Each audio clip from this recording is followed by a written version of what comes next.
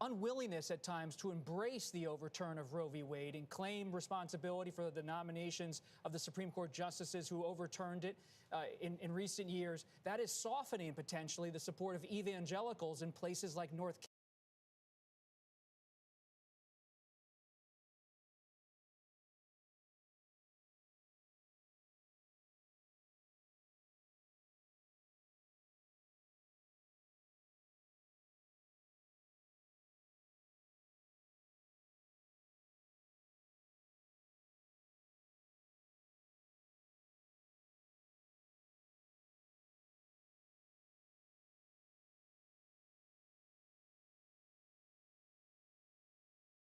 Carolina, conservative Catholics, conservative evangelicals.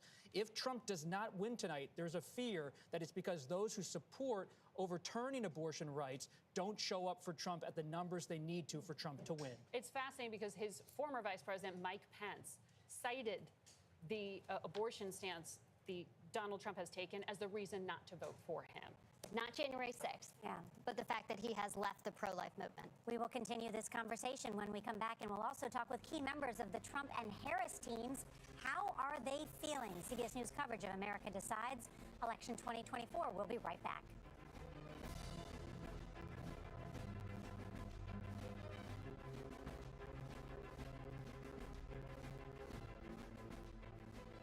Get all the CBS News election information at your fingertips, including full access to interactive election maps, push alerts on major races, plus breaking news and 24/7 streaming coverage. Get the free CBS News app now.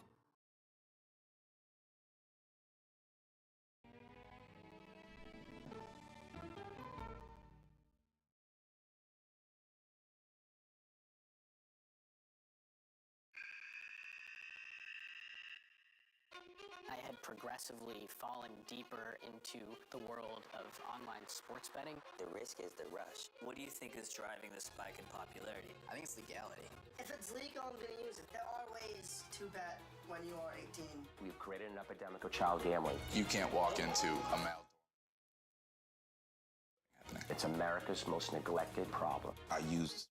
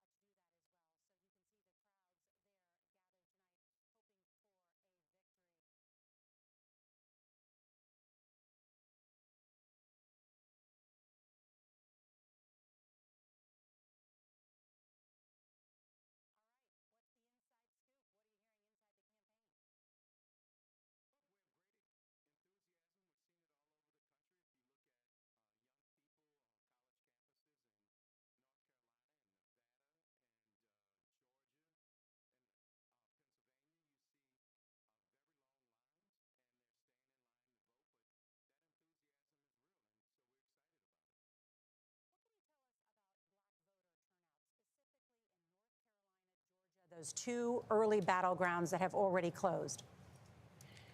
African Americans came out. Black people came out to vote. And I think that what we saw is that they recognize that their future is on the ballot and that they can take charge of their own future and be co-architects of their own destiny. I think that people came out to voice their support for the vice president, but more importantly, for her agenda and how it affects them. And let me ask you, I am just hearing that in the Philly City Commissioner's office is saying they have turnout there that's the highest in decades, above even Obama in 08. What can you tell us about that? Well, I'll tell you, we have the better candidate. We have the better person. Vice President Harris has gone everywhere. We were in Pennsylvania all day yesterday. We ended in Philadelphia, where she talked to the crowd about an opportunity economy, bringing down cost of health care, child care, and the things that are affecting people. And that on day one, she's going to have a to-do list on how to make the American people's lives better. And I think that that resonated as opposed to the contrast with her opponent and the things that he's been saying in the closing days. I think people want to be optimistic. People want to be hopeful. People want to imagine that tomorrow is going to be better than yesterday. And that's what she talked to them about, and that she's going to ensure that tomorrow is better than yesterday. And Cedric Gayle King is with me as well. Gayle? Cedric, it's really good to see you. There was a perception, either rightly or wrongly, that Kamala Harris had a problem with black male voters. What can you tell us about that? Well, I don't think it was true, but I will say this. Black male voters deserve to be talked to and persuaded like every other constituency. So just like we talk to seniors, just like we talk to veterans, we should talk to black male voters and tell them that they have an opportunity in this election to be game changers. They have an opportunity in this election to make sure that the person on the other side who's talking about stop and frisk and bringing back unlimited police immunity and that police should rough up people, that we don't go back to that history. And so we expect that African-American male turnout, black male turnout, is going to be good, it's going to be on par. But the other thing the vice president said, Gayle, that I think is very important is we don't automatically get black male vote. We have to go earn it just like we earn every other vote. And so I think that her putting out an agenda for black males and how she would focus on entrepreneurship and all of those things that would allow them to be the successful entrepreneurs and community leaders that they want to be was very impactful and very successful. Yeah, I like the point that you're making there. Black voters are not monolithic. You know, there's a wide variety to the black voter. That said, do you think she should have put out that opportunity agenda a little earlier? Would that have made a difference in the conversation? No, actually, I think she put it out at the right time. And black men were clamoring for it. They wanted to know what she would do. In fact, they wanted to know what both candidates would do. And if you go back, Donald Trump said, oh, I'm a convicted felon, so black men will vote for me. Oh, I'm putting out gold tennis shoes, so black men will vote for me. And what she answered with is, let me talk about education, entrepreneurship. Let me talk about home ownership. Let me talk about wealth creation. Let me talk about those things. And I think that it was the right time, the right agenda. And I think African-American men were paying close attention to what both candidates were offering. And so I think that she met that moment.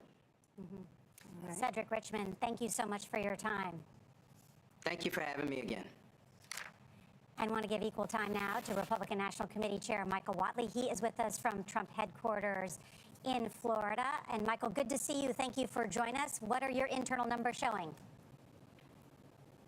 We really like what we're seeing right now in places all across the South, Arizona, Nevada, Georgia, North Carolina. Feeling very comfortable about what we're seeing there on the ground. We also are very excited about what we're seeing in Pennsylvania, Wisconsin, and Michigan. The president is in a very good place based on what we saw with early voting, with absentee voting, for us to have a great day today. Right now, we are continuing to work very aggressively to get every last vote out. We are also working very hard to make sure that we are in place with our observers, our election integrity program. Every time a vote is cast or counted, we're ensuring that we're in the room. And Michael, let me ask you about turnout. I know that those within the campaign are sending out messages to get men to go to the polls after work. Are you concerned about male turnout? No, I think what we're doing is just making sure that we're doing everything we can to get every last voter out. We know that this is going to be a tight election. Every election is a tight election. These are battleground states. We call them battlegrounds for a reason, and we want to do everything we can all the way through the tape to get everybody out. And Michael, finally, those late deciders, John Dickerson was looking inside the exit poll data, which suggests in North Carolina they are breaking toward the vice president. Is that worrying to you?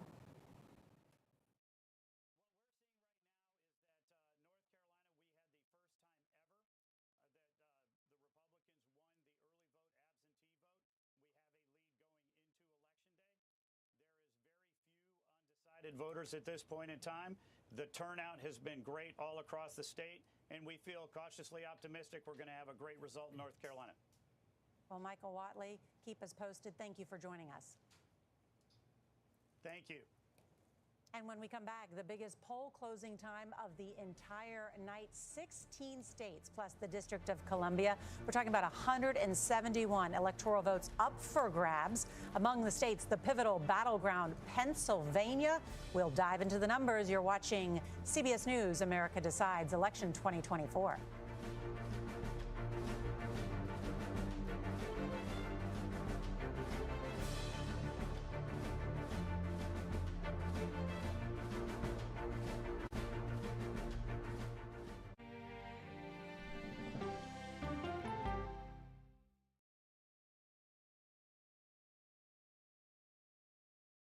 Okay, so let's just start at the beginning. Well, let me start with this. What is at stake here? What is the answer then? Do you know why? You want me to just keep going? Is that a good thing or a bad thing? Were there death threats? How is this possible? What's wrong with that argument? Are you saying they lied? Have you told the government that? Why won't you say the word crisis? You're not answering my question. Is this really Is that scary? Does that make sense? What do you mean? What does that mean in Did any of that make sense?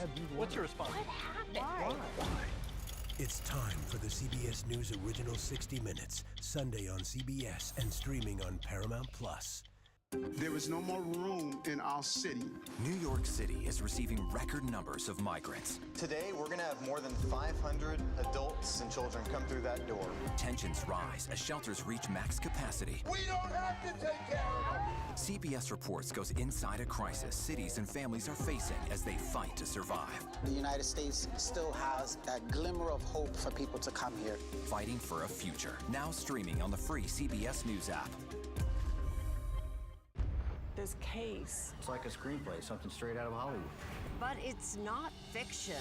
It's 48 hours. Human remains found this week. 4 families shattered. There's no physical evidence. The mystery would haunt investigators for years. There's some questions that have to be asked and need to be answered. Like a John Grisham novel. A gripping true crime original. 48 hours. Now streaming on the free CBS News app. Come on, Julia. Oh, no. I will if you will. You go, Gail. Superstar approaching, superstar approaching. I want to make sure that my voice is heard, but also lift up other voices. Give me something up, baby. We'll see you 7 o'clock sharp.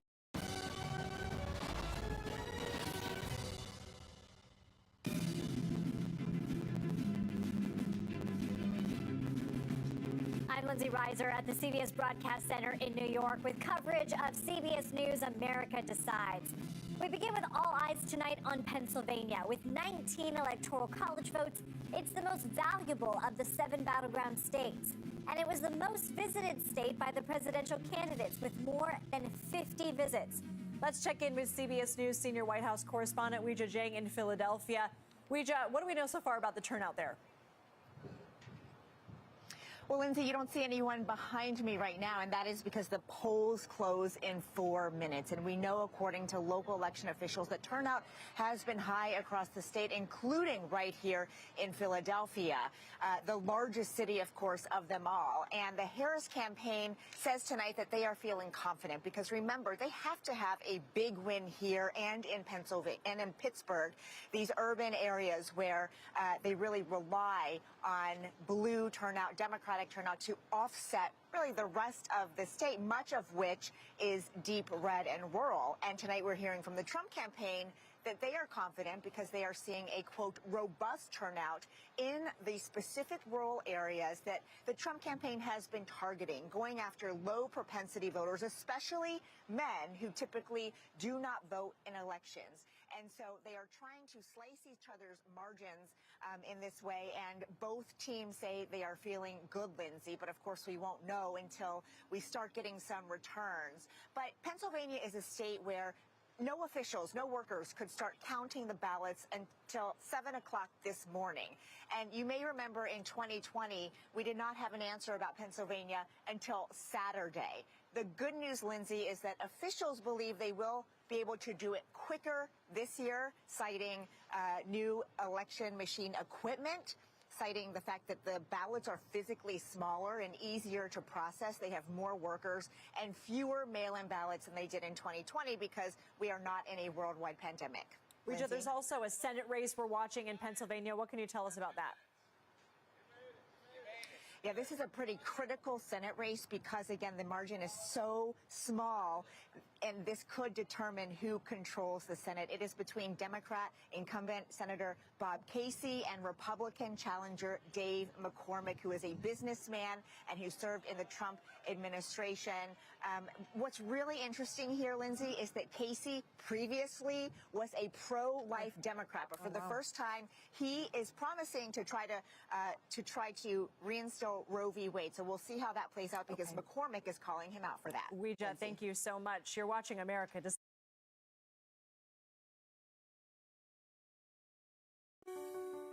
Washington is the seat of power. National security, foreign policy, global economics, every story comes through Washington in some way. We bring some of the most powerful voices in America to the table. We don't just ask the questions, you have to go deeper. We try to understand what's at the heart of the issue we're talking about, to then come forward with solutions. Face the Nation on CBS. The justices ruled that Harvard and the University of North Carolina violated the Constitution. In the aftermath of the Supreme Court decision to end affirmative action in college admissions, uncertainty sets in for some students of color. Affirmative action really gave us an equal opportunity. CBS Reports explores the historic decision and what it means for those chasing an opportunity to change their lives. I knew that college was the ticket to break this cycle. Welcome back to Election Night in America. Vice President Kamala Harris, former President Donald Trump. Will there be a winner this evening, or will the race continue into the days ahead? America decides right now. We will vote, vote, vote, and we will win, win, win. It is time for a new generation of leadership in America. We're going to take back what is rightfully ours. We are going to fight for the country we love.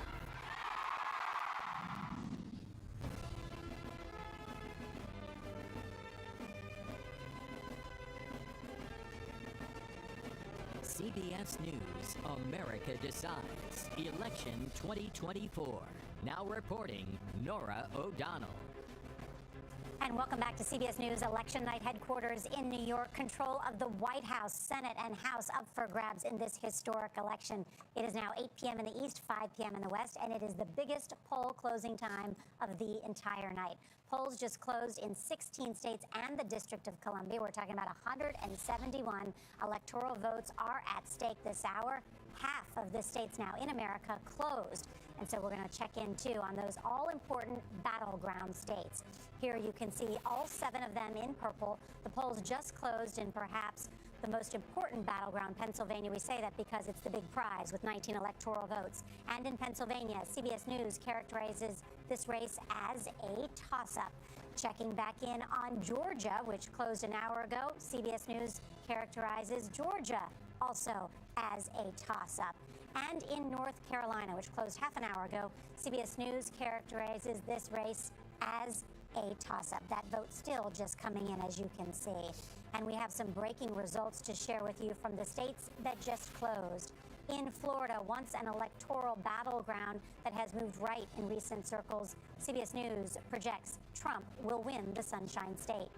In Alabama, CBS News projects Trump will win this race. Trump carried Alabama by large margins in the past two elections. And in reliably blue Massachusetts, CBS News projects the Vice President, Kamala Harris, will win. Let's take a look now at Maryland. CBS News projects Harris will win there. There's a key Senate race. We'll check in there as well. And Oklahoma, CBS News projects Trump will win. Let's take a look now at Tennessee. CBS News projects Trump will win in the state of Tennessee. The big number we've been talking about, 270 electoral votes. That's the number needed to win. And so far, with those early results, the race to 270 shows Donald Trump with 90 electoral votes and Kamala Harris with 27. Want to check in with our data desk team to see what they're seeing in these battleground states. And Major, what's happening in Georgia? So we just mentioned, Nora, that Georgia we rate as a toss-up. We have about 33% of the vote in. You can see the distribution so far. So why do we do that? First thing I want to show you, what is our estimate? Our estimate is about 50-50 when all the vote comes in. Let's talk about where the vote is yet to come in. Of the 67% that we still need to wait for, you see most of it in generally blue, metro Atlanta, and some other bluish parts of the state. What's interesting about what the trend lines are currently, Nora, and I want to emphasize this because RNC Chairman Michael Whatley was just talking about this. When you see southeast Georgia, you see a lot of red. What I'm going to do is I'm going to give you the historic comparison back to 2020. And I'm just going to run through, I'm not going to name the counties, but just watch the counties as I go through them and compare where Trump is now compared to where he was in 2020.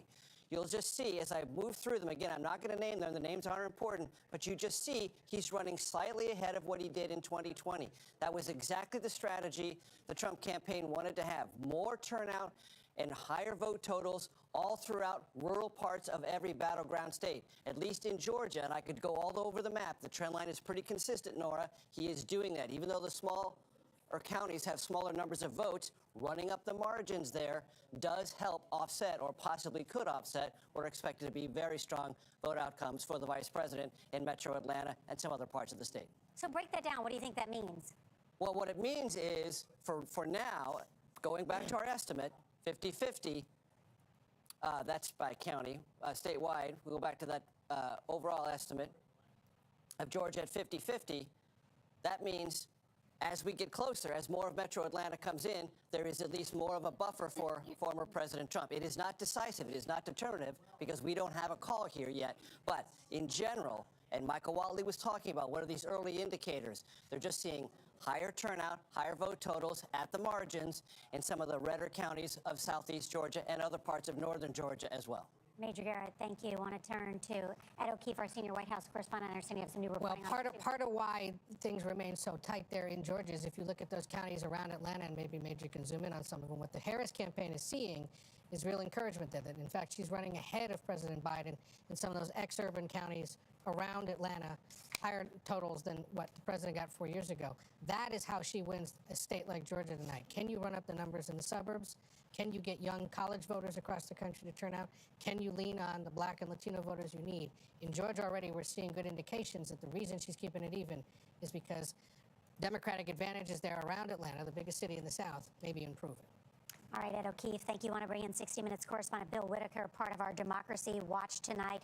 And we did see some foreign sources try and interfere with the democratic process today. Yes, we did. We've been talking to election officials in key battleground states all across the country. The headlines: federal officials are investigating dozens of fake bomb threats at election-related sites all across the country, about 40 in Georgia alone.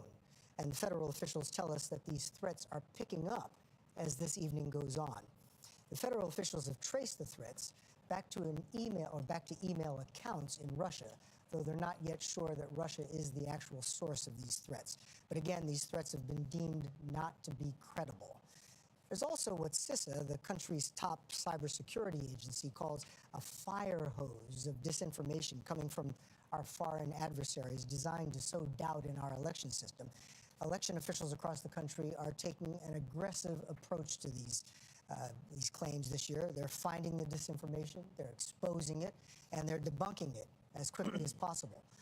All in all, they tell us they are tracking no national-level incidents that would have an impact on the security of our election infrastructure. And it's an infrastructure they repeatedly assure us has never been more secure.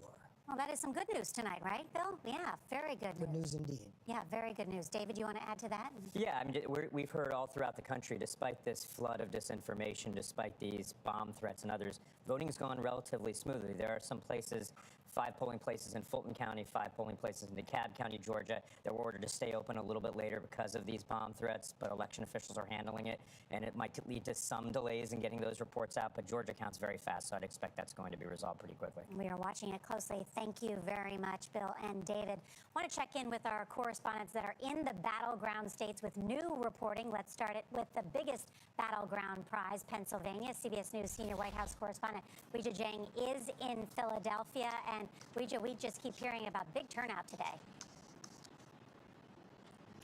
And Nora, both campaigns say they are really excited about what they are seeing because they are seeing high turnout in the places that matter most to them. For the Harris campaign, it is right here in Philadelphia and the city of Pittsburgh that typically votes overwhelmingly blue. I just heard from a campaign source that says that they are overperforming the internal turnout expectations here in Philly, and it continues to look very strong, which was a real concern for them because there was a softening of Democratic turnout over the past several years. 55,000 fewer registered Democrats in this city compared to 2020, and so they are optimistic. As for the Trump campaign, they are seeing, they say, a robust turnout in those rural areas where they have been targeting, especially men, low propensity voters who may not have ever voted at all, and so they say where it matters in the deep red parts, they're getting new voters out. But what is really different, Nora, is the way that they've gotten people to the polls. The Harris campaign ground game has been like a well-oiled machine with 50 field offices spread across the state, with 110,000 volunteers since her launch, knocking on over 5 million doors. And this is something that they love talking about because they say they have a ground game that the Trump campaign doesn't even touch. But for the Trump team, they own that. And they say, yeah, we have about 24 field offices and we are reaching people, but they've really outsourced the door knocking and the traditional ground game to super PACs, including Elon Musk. And the Harris campaign says that's a real risk because they don't have the same kind of data points that they are getting, so they can target people that they need to get out and vote. So Nora, tonight, the headline is that the turnout is high. We don't know if it's a record, but every official that we've talked to here in Philadelphia, across the state, and certainly in those collar counties in the Philly suburbs are saying they are seeing remarkable numbers. Yeah, we've heard those stories in Lehigh, that at the university there, that long lines with students still waiting to vote. Weijia Jiang, thank you for that reporting. Let's turn now to Georgia, and congressional correspondent Nicole Killian is in Atlanta. And Nicole, what are you hearing about turnout? Well, in terms of turnout, Secretary of State Brad Raffensperger says that more than 800,000 votes have been cast today, and he expects that number to surpass the 1 million mark before the end of the day. That is on top of an additional 4 million ballots that were cast in early voting, which was a record. So that being said, there is some concern, as you all were talking about, that some of those polling locations had to extend their hours due to a number of bomb threats, particularly here in a number of the counties in the metro Atlanta area. For instance, Fulton County had at least 30 bomb threats alone that were either called in or sent via email. email. That is of particular concern to some Democratic operatives that I talked to who wanted to make sure that those locations that were impacted, the people stayed in line to cast their ballots, particularly because these are not only Democratic strongholds, but in some cases, more predominantly black precincts. And in terms of the black turnout, I do want to point to some exit polling data that we have that shows, at least for Vice President Kamala Harris right now, it appears that turnout is hovering somewhere around 86%, which is slightly lower than President Biden back in 2020. But that being said, I've talked to a number of organizers here in the state who emphasize that they are not particularly concerned about the numbers right now, and that in these final days leading up to the election, they really doubled down on places here around Atlanta, DeKalb, Clayton counties, also further south in the state, places like Albany, Georgia. So they are confident that that turnout will be there. Nicole Killian, thank you for that reporting. Want to check in now with Skylar Henry. He's in the battleground state of North Carolina at a Democratic watch party there in Raleigh. And Skylar, what are you hearing about turnout? And Nora, good evening to you. Board of Elections officials have indicated that they anticipate that the results here tonight could very well surpass what we saw in 2020 in terms of voter turnout. 75% of registered voters back then came out to vote. They anticipate that number either meeting or passing that. Both the Harris and Trump campaigns say that they are confident about what's happening here in the Tar Heel state. The Trump campaign enthused about those early voting totals in that Republicans outpaced Democrats. Meanwhile, for the Harris campaign, their team says that they are confident as well, given the fact that they invested the resources that they did here in North Carolina so early on in the cycle. They had more than 29 field offices around the state, more than 350 election workers here as well. And we're talking about something that I just received from a Harris Walz campaign representative that said that they are focused on the ground game. They say close races come down to turnout and ground game. We have the ground game advantage, and so we will see there. But the Harris campaign says that they're also enthused about the inroads that they're making in those urban areas, especially in Charlotte, in Winston-Salem, here in the Research Triangle. That's where Raleigh is, as well as Asheville. Now, speaking of Western North Carolina, obviously Hurricane Helene hit that area incredibly hard. Many people say that they were concerned about what turnout could potentially look like out there. We just got off the phone with the Buncombe County Board of Elections chair, who said that they set an early voting record with more than 116,000 votes cast. So something certainly surreal given the fact of all the devastation that they had to deal with. We should point out very quickly that there are several precincts that have to be temporarily put up in tents, and that could potentially impact when we see those numbers come back to those election offices, because roads are still washed out. There are temporary road structures that had to be put in place. It is still difficult to move around in some parts of western North Carolina, and so that could take a little bit of time in terms of the results that we see here tonight. Skylar, you did such excellent reporting following Hurricane Helene, so I know you know that area, the devastation that they faced, and it's good to see that many of them will be able to vote. They surged that area with polling places. Great reporting, Skylar. Thank you so much. Want to turn now to John Dickerson. There is some new exit poll data coming in. We are focused like a laser on Georgia, too, because that was the first, of course, these battlegrounds to close. And one of the key questions is that composite of the electorate. What about independents? Well, the story about independents coming into this race was that Joe Biden won them in Georgia. The Democrats are not winning them. So Kamala Harris. He won them 4 years ago. 4 years ago, in 2020. I'll give you the picture. In 2020, independents represented 28% of the electorate. Joe Biden got 53% of that vote. Donald Trump got 44% of the vote. That was in 2020. So Biden won them by 9 points. If we look now at what's on your screen, you see that Donald Trump has 54 and Harris has 43. So Donald Trump, according to the emerging picture from the exit polls, is up by 11 points in Georgia. And if you don't mind, I'll spin you through the independents in North Carolina and Pennsylvania as well. So in North Carolina in 2020, Biden beat Trump by just 4 points. They were 30% of the electorate. In North Carolina now, thank you for keeping me on track, Nora. Right now, independents in North Carolina, they're even. 49-49 among independents in North Carolina. So Trump is winning them by the exit polls in Georgia by 11 points, but they're even in North Carolina. Finally, let's go to Pennsylvania.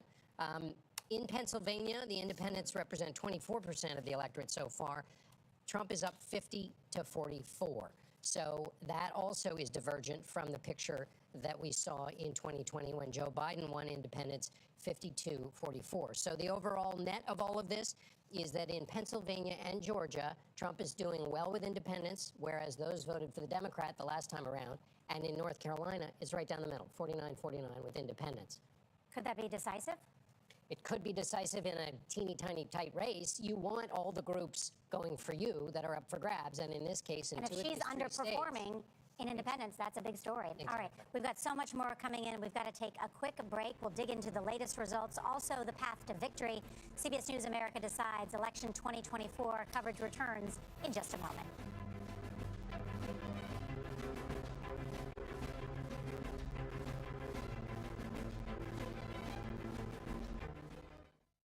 Get all the CBS.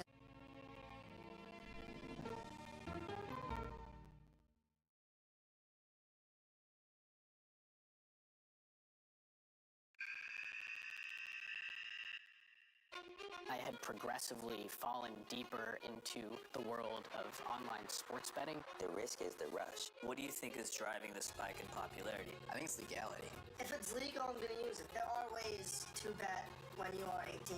We've created an epidemic of child gambling. You can't walk into a male dormitory in a college campus without sports betting happening. It's America's most neglected problem. I use sports betting as a way to escape, when in reality, I'm choosing self-destruction. Whatever I had left, it was gone. The purpose of the industry is to get you to play to extinction. And that means until all your money is gone.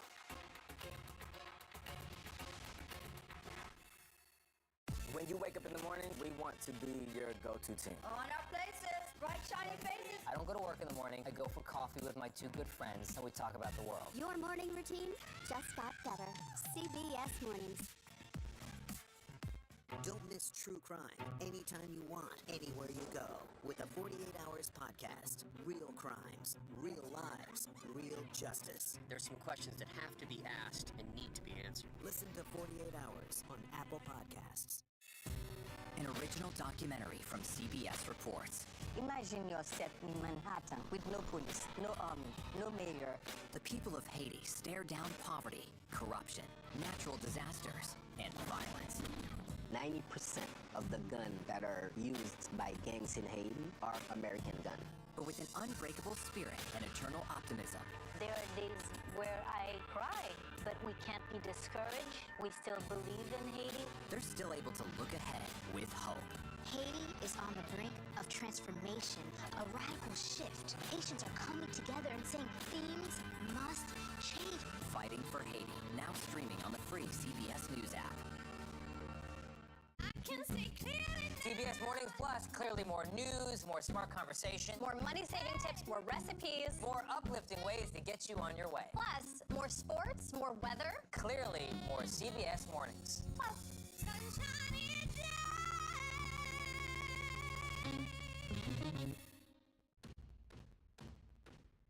The state of America, one state at a time. We're just going about farming a bit differently. I was in tears, and I said to myself that I can't make this about me. I believe in our country, and I want to serve it. Eye on a...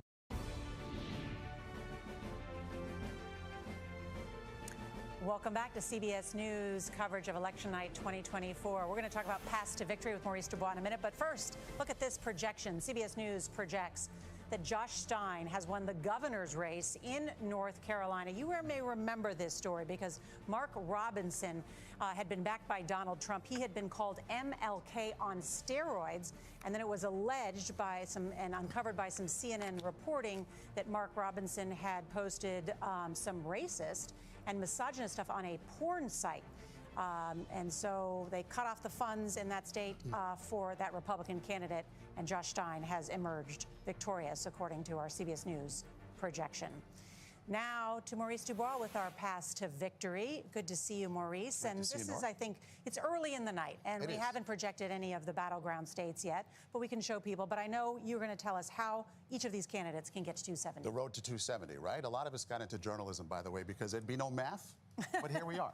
This is all about the numbers, and the numbers do tell the story. So this starting map, Nora, is where we are at the moment. Very, very early. That's the headline. The night is young. 99 to 27, Donald Trump is leading. But we can take you to what we consider to be the starting point. This is based on past history, likely patterns expected to play out this year as well. So the red states showing Donald Trump's likely wins, and the blue states showing Kamala Harris's likely wins as a starting point. So she would have 226 to his 219. In the middle are 93 states in white, up for grabs, the battlegrounds, right? So let's take a look at a couple of the paths to victory. For Kamala Harris, the most likely and the one that she's banking on the most is what traditionally Democrats have won. Pennsylvania taking 19 there, Michigan taking 15 there, and Wisconsin taking 10 electoral votes. The so-called blue wall strategy. Exactly, the blue wall, all the bricks there in order. Joe Biden won them. Donald Trump, by the way, won them back in 2016. But this is traditional Democratic territory. You see it gives her 270 right there. She becomes the next president of the United States. Easiest path, if easy could be used here. Exactly. Doesn't look easy tonight, right? Nothing easy about this. It's very, very much a cliffhanger. But if Donald Trump were to flip Georgia back, right? Remember, he lost by fewer than 12,000 votes, 11,799 votes, to be exact. If he were to flip Georgia back into the red column, and then North Carolina, 16 more electoral votes there, and to hold on to that, he won that one by 75,000 back in 2020. Yes, 2020. And then if he were to take Pennsylvania, he would become the next president of the United States, 270 right there. So it shows you how critical each of these states is at this point. Pennsylvania just closed. If that were to go the other way, you know, that takes it right out of his hands, and now he has to go elsewhere to find votes, and that would be, say, Arizona and Nevada. Does that bring him closer? Closer, but not yet. 251, a long way. He'd have to go into one of the blue walls and take one of those bricks out of that. He'd need at least 15. Whoops, sorry, 15. He'd get it right there, and call that 266. He'd still need one more state. He'd still need to get to Wisconsin to get over the top. So you can see how critical Pennsylvania, North Carolina, Georgia, they all are to both candidates. Maurice Dubois, thank you. Want to turn now to Cecilia Vega, because Cecilia, I know you did some reporting in Pennsylvania. What are we learning about what may be happening in the Keystone State? Yeah, we're just back from a reporting trip there. Look, this is the holy grail. Margaret said it at the top of the show with its 19 electoral college votes. And I think, Nora, to understand the significance of Pennsylvania, all you got to do is look back to the final day of campaigning. Both candidates there, Donald Trump telling everybody, if we win Pennsylvania, we'll win this whole ball of wax. Kamala Harris ending her final rally on the steps of the famous Rocky Steps there. But look, Al Schmidt, the Secretary of State, told me we are probably not going to know the results from Pennsylvania tonight. Delay does not mean anything nefarious is happening. Pack your patience, you said at the top. Thank you very much, Cecilia. We're going to take a quick break. We'll be right back.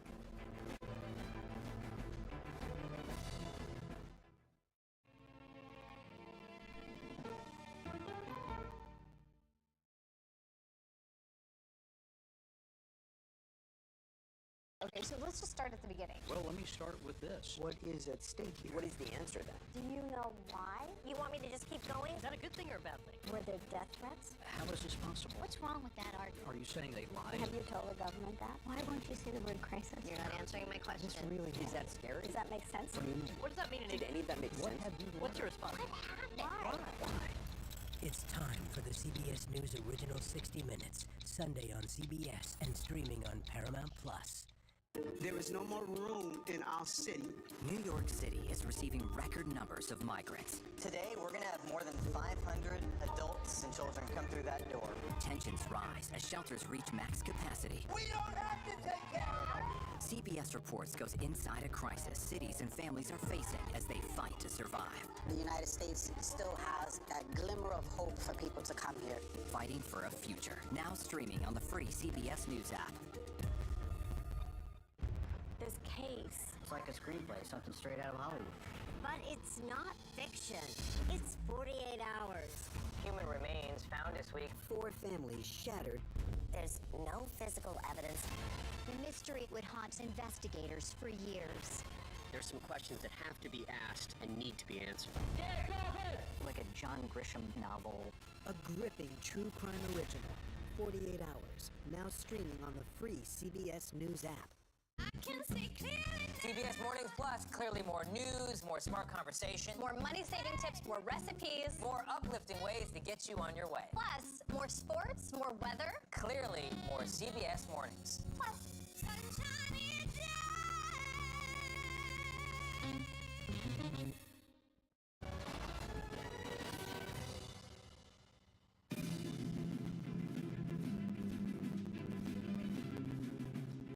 Lindsay Reiser at the CBS Broadcast Center in New York with coverage of CBS News America Decides. Georgia played a pivotal role in the 2020 election. The Peach State has 16 electoral votes, and vote counting could extend beyond Election Day if margins are tight once again. CBS News congressional correspondent Nicole Killian is in Atlanta. Nicole, good evening. What are you watching for? Well, we are watching the turnout here in Georgia. According to the Secretary of State, more than 800,000 votes were cast today, and he expects that to surpass the million mark before all is said and done. That would be on top of 4 million votes that were cast in early voting, which was a record. So once again, we're seeing pretty high turnout rates here in Georgia. That being said, there have been a number of issues at polling locations across the state, particularly here around Metro Atlanta and counties like DeKalb, Gwinnett, and also Fulton County, where a number of bomb threats were called. And in fact, in Fulton County, there were as many as 32, according to local authorities. And because of that, some of those polling locations had to be swept. Some of the polling locations had to have their hours extended so that people could continue to vote in light of those disruptions. We are starting to see some results starting to trickle out from Fulton County and other locations. Of course, the race is still too close to call, but we knew here in Georgia things may be razor thin, particularly because you'll recall that this was a state that President Biden flipped for the first time in some 30 years back in 2020. Former president lost by about 12,000 votes, but tonight, in terms of talking to Republican officials, they are feeling very good about how things are looking. They believe that their strength here in the state will really come from a lot of these rural counties outside of Atlanta, and also this focus that they have had in recent months on these low propensity voters, trying to turn them out. However, for the Harris campaign's part, they were really looking to build a multiracial coalition here in the state. Obviously, black voters are very critical to that dynamic, but so far they are also feeling very good about the turnout here in the state. Lindsay. Nicole Killian, thank you so much. Coming up at the bottom of the hour, polls close in Arkansas. You're watching CBS News, America Decides.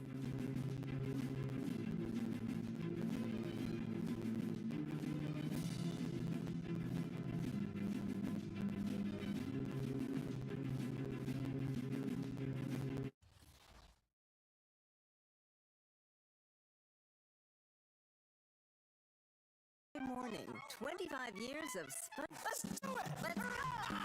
Let's do this! I can see clearly now that the rain is gone. Superstar approaching, superstar approaching. Just get your popcorn and get ready. Come on, Julia. Oh, yeah. I will if you will. You go, gal. Yeah, boy! Dollar Jill. You can't get into the market. It's okay. Renting is fine. Box, oh, it's bad. Screw cap, oh, it's bad. It's not true. We are making a wonderful lemonade chicken. Ooh, it's hot. That's good. I wonder what Serena's doing. I wonder how Serena is feeling. That's a really good question. No one's asked me that yet.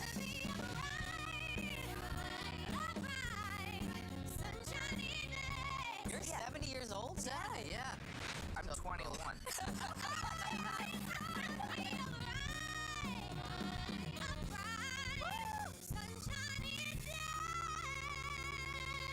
We'll see you 7 o'clock sharp.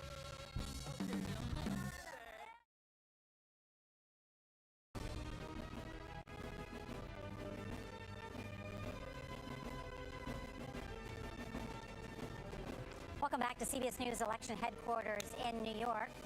You are looking live at people counting votes in Fulton County, Georgia. Lots of transparency in the process. You can also see what's happening right now at the Harris and Trump campaign headquarters. It's 8:30 p.m. in the east, 5:30 p.m. in the west. Let's check in with the three battleground states where the polls are closed. In Georgia, CBS News characterizes this race as a toss-up. Look at this. Only 53% of the vote in, even though it's 8:30. You know, the Secretary of State had told us we were going to have more votes in. I'm going to check in with David Becker on that, what's happening. And we'll check in at the Magic Wall. Let's take a look at North Carolina, another important battleground state tonight. Again, it is early in the night, but look at this. It is a toss-up. at this hour. New reporting coming in from North Carolina we want to share with you shortly. And then Pennsylvania, the electoral prize of the night. And remember, Pennsylvania takes a little longer to count. But these are the early numbers that are coming in, and CBS News rates this as a toss-up. But we are hearing some interesting things about long lines in Pennsylvania. Some polling places extended, some polling places not extended. We're going to dig into those numbers. Let me also show you these other results just coming in from other states, including one where the polls just closed. In Arkansas, CBS News projects Donald Trump will win in that state. Let's take a look at Missouri. CBS News projects Trump will win there as well. And just in from our data desk, in South Carolina, CBS News projects Trump will win also in that reliably red or Republican state. CBS News projects Kamala Harris will win the District of Columbia, where her election night headquarters are. No surprise there. And 3 electoral votes there. And then in the race for the all-important number of 270 electoral votes, Donald Trump is at 105. Kamala Harris has 27 at this hour. As I promised, the magic wall, more information. Major Garrett, Anthony Salvanto at our CBS News data desk. I'm getting texts from friends who say, dig into the wall. We want more information. So, gentlemen, take it away. We will oblige. We want to start in Florida because, okay, it wasn't a battleground coming into this, but I'll tell you why we were able to call it. And that is that you see all these red counties here, in one after another, you've seen shifts even from Donald Trump's previous victory. So that consistency told you that he was going to win. But there's another part of this, maybe the most important part of this. Major, take it away from Miami. Sometimes, Nora, there's a story in a state that's just a story in that state. And I want to bring everyone's attention to Miami-Dade County. Look at where things currently stand in Miami-Dade County with 80%. Let's compare that to where things finished in 2020. See how much farther ahead former President Trump is of what he was in 2020. Let's go back one more step, ladies and gentlemen, to 2016. Look at the transformation of this once solidly Democratic county, a place of highly concentrated Democratic support, one of the anchors to Democrats in Florida when it was a competitive state. The fact that it is competitive no longer flows through Miami-Dade. There's one other thing we want to show you about Florida writ large, and that is the phenomenon of ticket splitting. So in Florida, there is a right to abortion referenda. It's at 57% now. It needs a 60% threshold. Anthony, take it from there. Well, what we're looking at is some in the Harris campaign thought maybe support for this measure might connect to support for Harris and maybe help bring up her vote numbers. It hasn't. Now, this needs 60% to pass. So we don't have a projection on that yet, but we do have it characterized as lean no, because as you can see, it's tracking below that 60%. Even with that majority, it has to get that 60% threshold. But that's your story, that big, big gap between Harris and the abortion referendum. Of course, she made that such a central part of her campaign, but it's not bearing out in the vote, Nora. Let's go to North Carolina, Nora, because you asked for more data. We want to give you data. Anthony? Okay, North Carolina, as you see, 14% in, so not a lot yet. But some of the tracking here already out of places like Raleigh-Durham, like around Charlotte, is going to be critical because what's going to happen is Democrats have to run up large margins in these counties. Major, show the history here. Sure, this is what we're going to be. This is what we're going to be looking for. Okay, when you get to these areas, you're going to have to see, and she's getting it now, right? But it's very, very early. You're going to have to see Kamala Harris run up the score, run up the margins, because what's going to happen is that Donald Trump, or at least our exit polls tell us and our projections tell us, is going to do very well in and around these rural areas. So that's how you break down North Carolina, but it still evens out to a toss-up. Want to show the estimate? Show the estimates to her. That's just Mecklenburg. That's just Mecklenburg. But I do want to show you this too. Take a look at the ticket splitting in this, because this is important. So go to the ticket splitting, and here again we have a story in differences, because here's Harris's current number, right? But you also saw Josh Stein win at 58%, and so at that point, he versus the 49% that we're getting for Harris right now. Those differences telling you that some Republicans have gone over. There's a Trump-Stein vote in North Carolina. There's a bit of a Trump-Stein vote right there. Yeah, of course that was a controversial race, and one everybody was paying attention to. Gentlemen, this is excellent information. Can we go back to Georgia and just see? I want to see where the outstanding vote is there. Of course, we have heard there's record voting. Not we knew in the early vote, but also today. So just want to get a sense is where is the outstanding vote right now? I'm glad you asked, because here on this map, what you see is the circles represent the amount of outstanding vote, and the color represents what's projected or the past from those areas, blue for Democrats or red for Republicans, right? So if I zoom in here on these key counties we talked about all night where Democrats have to do well, Cobb, Fulton, a lot still outstanding from there. That's why one of the reasons you can't project the race. Right now, there are places, more rural areas, where you see, and also these outer suburbs. Forsyth and Cherokee are very strong Trump counties. Yeah, and there's still Republican vote out there, so we'll see exactly how that shapes up. But still more to come. That's why it's so close, but only half in, Nora. All right, let's keep looking into those numbers in Georgia and North Carolina. So close at this hour. Thank you very much. I want to turn now to Face the Nation moderator Margaret Brennan. Margaret, we started this evening talking about, will there be a historic gender gap? Will there be the first female president of the United States? The first election since the overturning of Roe versus Wade and abortion on the ballot, reproductive rights in 10 states. Where does that stand at this hour? Well, I want to zero in on Florida, which Anthony just highlighted for you, because that is the first place we are seeing the results of this referendum. 84% of that, 83% of that vote already in. It is lean no. Why? Because they haven't reached that supermajority threshold of 60%. Put that aside, what does that mean for the people of Florida? Well, the current law is that abortion is restricted after 6 weeks of pregnancy when a fetal heartbeat is often detected. One of the most restrictive in the country. One of the most restrictive in the country, particularly. You can get an abortion after 15 weeks if you can prove you were a victim of rape, of incest, or human trafficking. You got to hand in a police report, a court order, some proof that you were victimized. It's the only way you could get it after 6 weeks. The referendum asked, do voters want to change that and actually amend the Constitution to include the right to an abortion? And so far, we are at lean no, because they have not reached that supermajority. Now, Nora, this is so interesting, not just on the very practical, real-world implications of this for the women of the state. From the political level, we were talking about ticket splitting there between Major and Anthony. They were pointing that out. Vice President Harris has put at the center of her campaign the issue of women's reproductive health care. It doesn't necessarily, this would suggest, always break in her favor. And also what we saw here is for the very first time in this country, when reproductive health care has been put to the voters in a state, it hasn't expanded access. 7 times so far, we have seen referendums in states on this issue, even in ruby red states where it was a surprise, even in Ohio, even Kansas. Meaning it's always been a sure win for the Democratic Party. Or at least to expand access. And so perhaps this suggests that ticket splitting. You do have Republican men and women voting here that aren't necessarily going to just then follow on to... But forgive me, I don't know this. In those other measures when they were on the ballot in 2022, though, did they require a 60% threshold? That's a great question. Yeah. This is different. This is a much higher benchmark to get to that 60% threshold, the supermajority. It's a good point. Yeah, I mean, it's really interesting today, and I know you know all the details on this, and of course, we're going to be checking in. We just don't have the data yet, too, on Nevada and Arizona, those battleground states where there's also abortion measures, right? One final point on Florida. This is the state where Donald Trump is a resident. He cast a vote for this today, and he said he was going to vote no.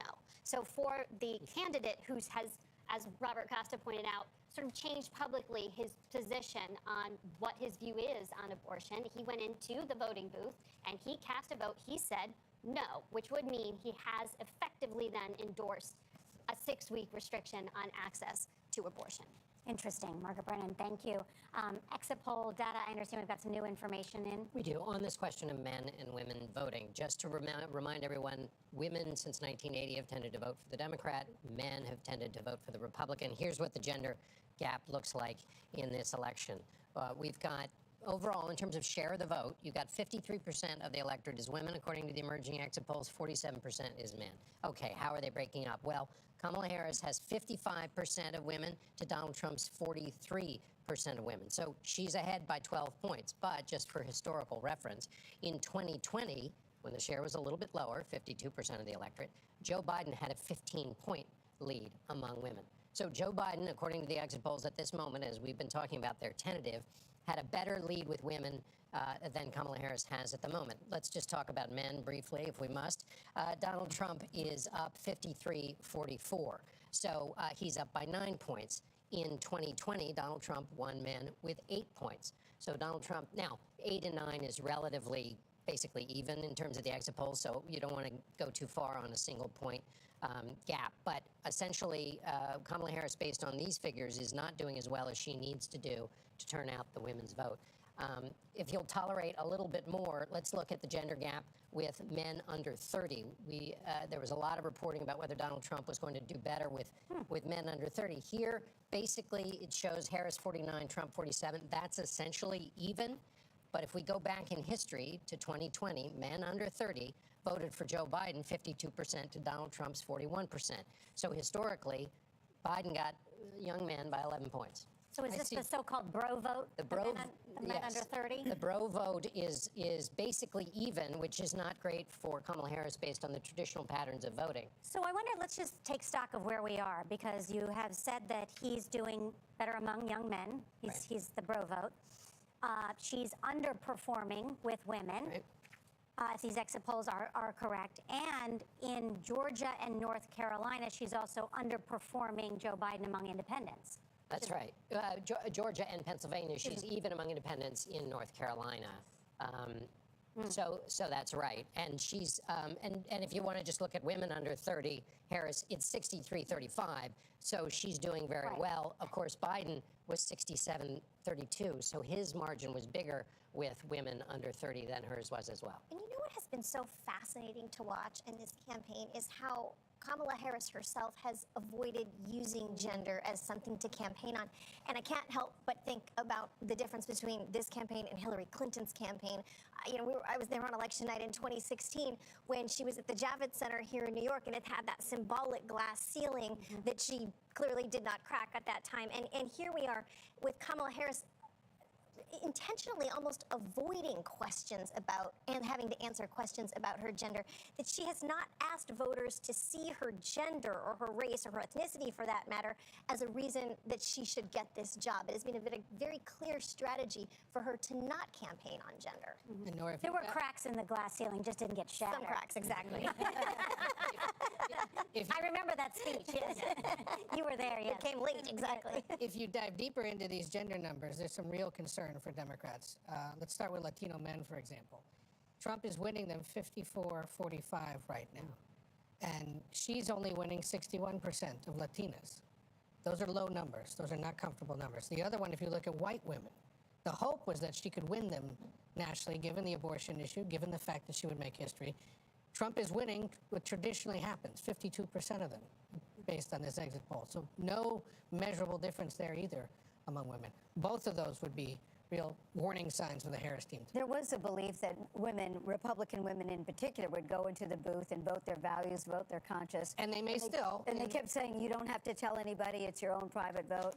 And what we're seeing early on, that does not appear to be the case. This is national. So we'll see whether in Pennsylvania, North Carolina, Georgia, Michigan, these numbers are more specific and different. But nationally, at least, it doesn't look like there's been much movement and losses with Latinos. Robert Costa, I understand you have some new reporting. Yes, some new reporting. Former President Donald Trump, of course, has not addressed the country yet as he watches these results, but he has spoken in recent minutes, according to my sources inside the room at Mar-a-Lago, to members of his private club. And he has expressed confidence, especially as he looks at states like Georgia and the exit poll data. Though I've been talking to my sources in Georgia via text message in recent minutes, and they say they feel really good about turnout because the Republican Party this time around is unified, unlike it was in early 2021 when the Democrats were able to pick up 2 Senate seats. I just got a text message from Governor Brian Kemp. He said still too early to say where Georgia is going, but they are feeling good. Meanwhile, in Philadelphia, Representative Brendan Boyle, a key Democrat in Philadelphia, says Democrats have to feel good. He's seen on the ground very strong turnout among Puerto Ricans in the North Philadelphia precincts. Historically low turnout in those precincts. That congressman, who's one of the main organizers for the Harris campaign on the ground, says very high turnout. But all of this is coming as the Trump campaign is preparing to potentially contest this election. Former White House Chief Strategist Steve Bannon tells me in recent minutes they are preparing a legal and political effort to help Trump fight this in Congress. should he appear to be defeated. But right now, a lot of optimism in the Trump campaign, but it is very early. It is very early. We're also just hearing that in Lehigh County, where we had talked about those long lines of young people at the university wanting to vote, they are going to extend there so that all the people in line can vote. We'll continue to follow what's happening on the ground in these key battleground states. And when we come back, we're going to check in on the battle for the Senate. CBS News, America Decides Election 2024 returns in a moment.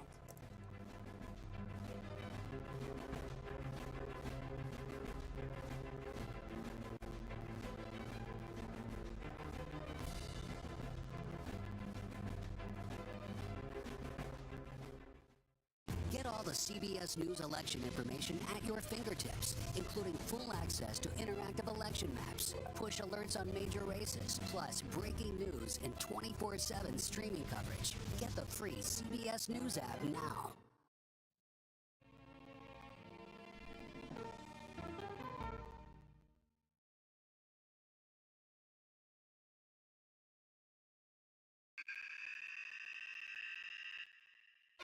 I had progressively fallen deeper into the world of online sports betting. The risk is the rush. What do you think is driving the spike in popularity? I think it's legality. If it's legal, I'm going to use it. There are ways to bet when you are 18. We've created an epidemic of child gambling. You can't walk into a male dormitory in a college campus without sports betting happening. It's America's most neglected problem. I use sports betting as a way to escape, when in reality, I'm choosing self-destruction. Whatever I had left, it was gone. The purpose of the industry is to get you to play to extinction. And that means until all your money is gone.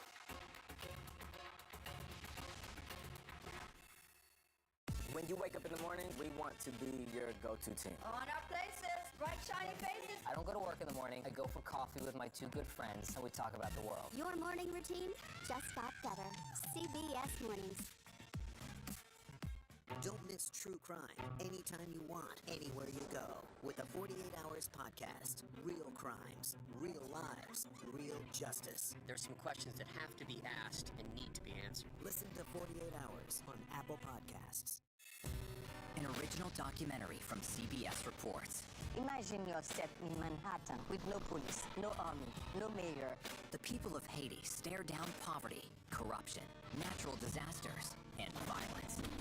90% of the guns that are used by gangs in Haiti are American guns. But with an unbreakable spirit and eternal optimism. There are days where I cry, but we can't be discouraged. We still believe in Haiti. They're still able to look ahead with hope. Haiti is on the brink of transformation, a radical shift. Nations are coming together and saying things must change. Fighting for Haiti, now streaming on the free CBS News app. Come on, Julia. Oh, yeah. I will if you will. You go, gal. Superstar approaching, superstar approaching. I want to make sure that my voice is heard, but also lift up other voices. Hey, give me some love, baby.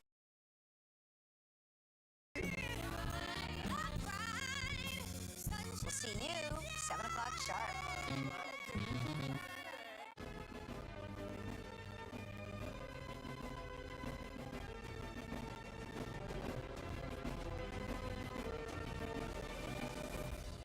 The night is young. The vote is just coming in. A number of battleground states have closed, and we have new information for you. Also, remember, control of Congress hangs in the balance, I should say, and Scott McFarland covers Congress for us. So, Scott, let's talk about the Senate.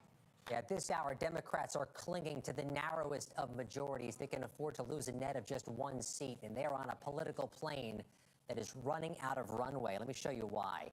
In the state of West Virginia, it was a Democratic seat for years held by the retiring Senator Joe Manchin, West Virginia's governor, projected as the winner of that seat, so Democrats are now out of their margin for error.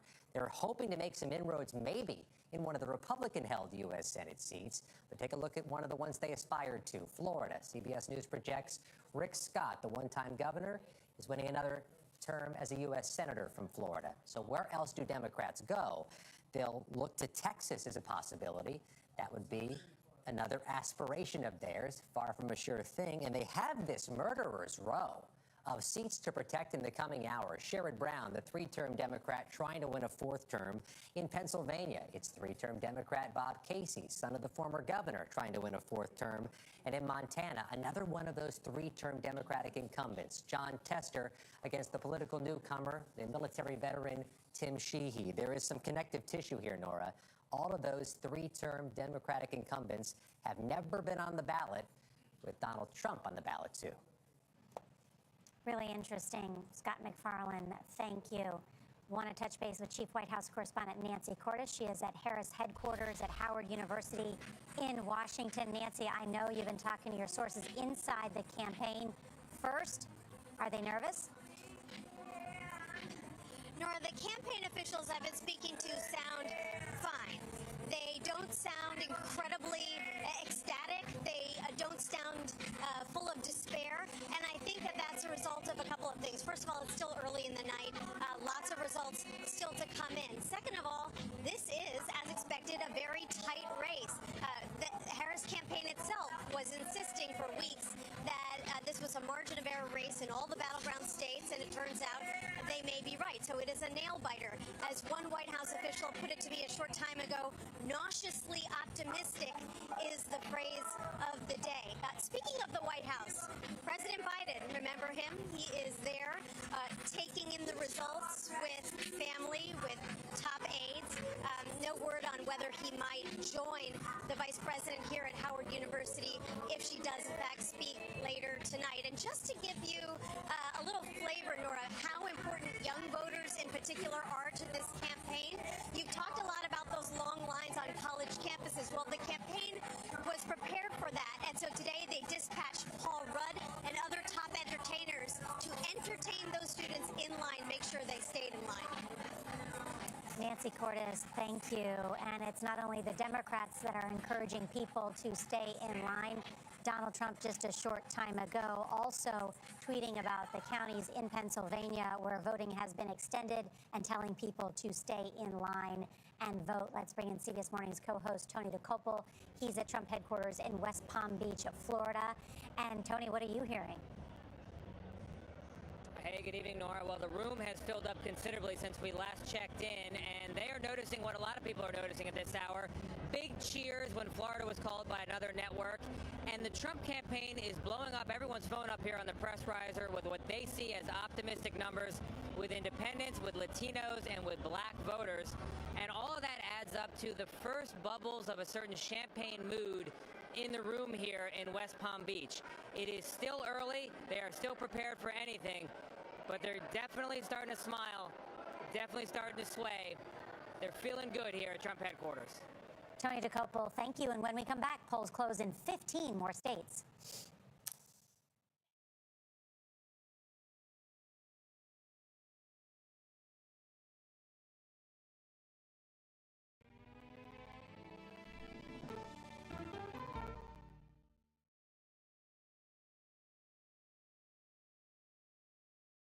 So let's just start at the beginning. Well, let me start with this. What is at stake here? What is the answer then? Do you know why? You want me to just keep going? Is that a good thing or a bad thing? Were there death threats? How is this possible? What's wrong with that argument? Are you saying they lied? Have you told the government that? Why won't you say the word crisis? You're not answering my question. This really is that scary? Does that make sense? What do you mean? What does that mean in Did any of that make What sense? have you What's your learned? response? Why? It's time for the CBS News Original 60 Minutes, Sunday on CBS and streaming on Paramount+. There is no more room in our city. New York City is receiving record numbers of migrants. Today, we're going to have more than 500 adults and children come through that door. Tensions rise as shelters reach max capacity. We don't have to take care of them. CBS Reports goes inside a crisis cities and families are facing as they fight to survive. The United States still has a glimmer of hope for people to come here. Fighting for a future. Now streaming on the free CBS News app. This case. It's like a screenplay, something straight out of Hollywood. But it's not fiction. It's 48 hours. Human remains found this week. 4 families shattered. There's no physical evidence. The mystery would haunt investigators for years. There's some questions that have to be asked and need to be answered. Like a John Grisham novel. A gripping true crime original. 48 hours, now streaming on the free CBS News app. Sunday morning, 25 years of SpongeBob SquarePants plus Mancini's magic. And we hit the heights. Don't try this at home.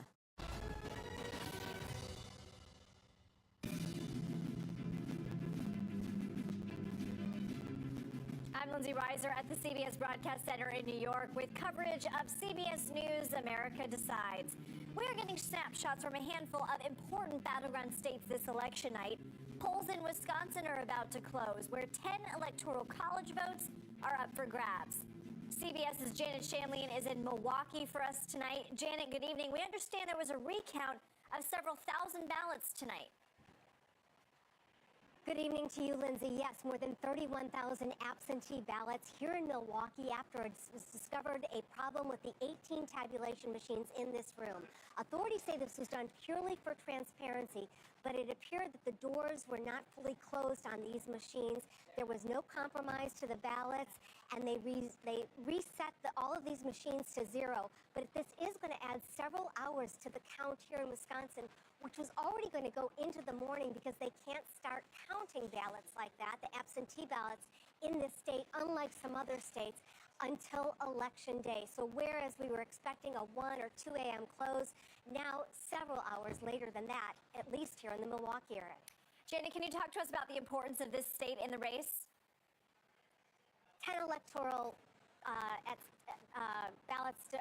votes at stake here, and this has been a swing state. It went for Biden in 2020, Trump in 2016. Both of the last two presidential races decided by fewer than 25,000 votes. This state, unlike most of the other swing states, is not that diverse. It is largely white and rural. We saw a big turnout at the polls here today, Lindsay. What can you tell us about the Senate race there? It's very close as well. We've got the incumbent Democrat trying to hold on to her seat, Tammy Baldwin, against a challenger who is increasing in the polls. It's been far apart for weeks now. It is very tight. This is a very important race to the Senate as Republicans try to regain control. All right, CBS's Janet Shanlian in Milwaukee. We really appreciate that update. Thank you. Coming up at the top of the hour, polls close in Wisconsin and 14 other states. A total of 163 electoral votes at stake. Stay with us throughout the evening as the votes are tabulated, and stay tuned to CBS News for more analysis and exclusive polling. You're watching CBS News, America Decides.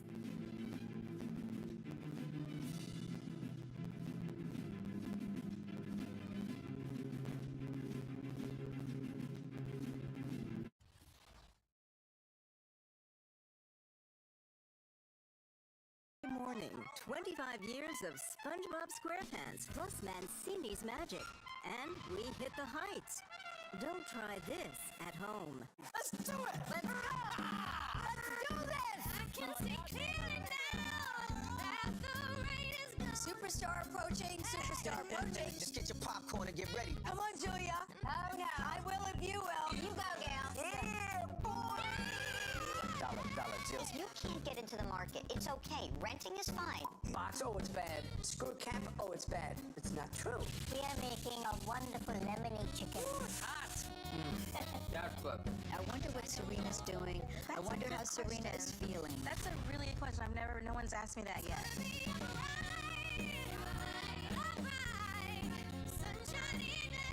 You're 70 years old? Yeah. I'm 21.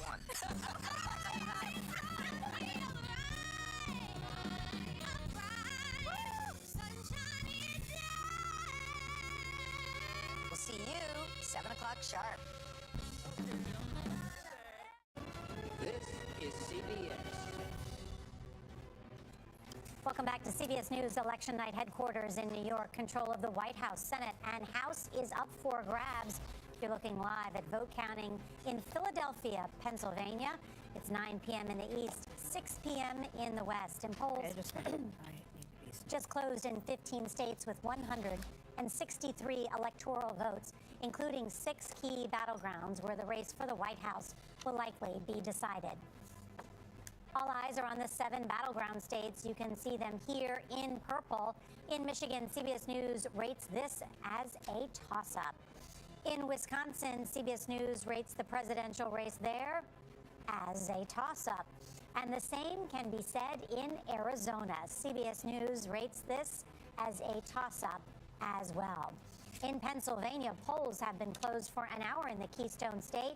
And you guessed it, CBS News rates this as a, everyone say it, toss-up. And in Georgia, the Peach State, CBS News rates the presidential race as, say it together, toss-up. Yes. And in North Carolina, CBS News rates this as a toss-up as well. So at this hour, the battleground states are all toss-ups. That means the vote is still coming in.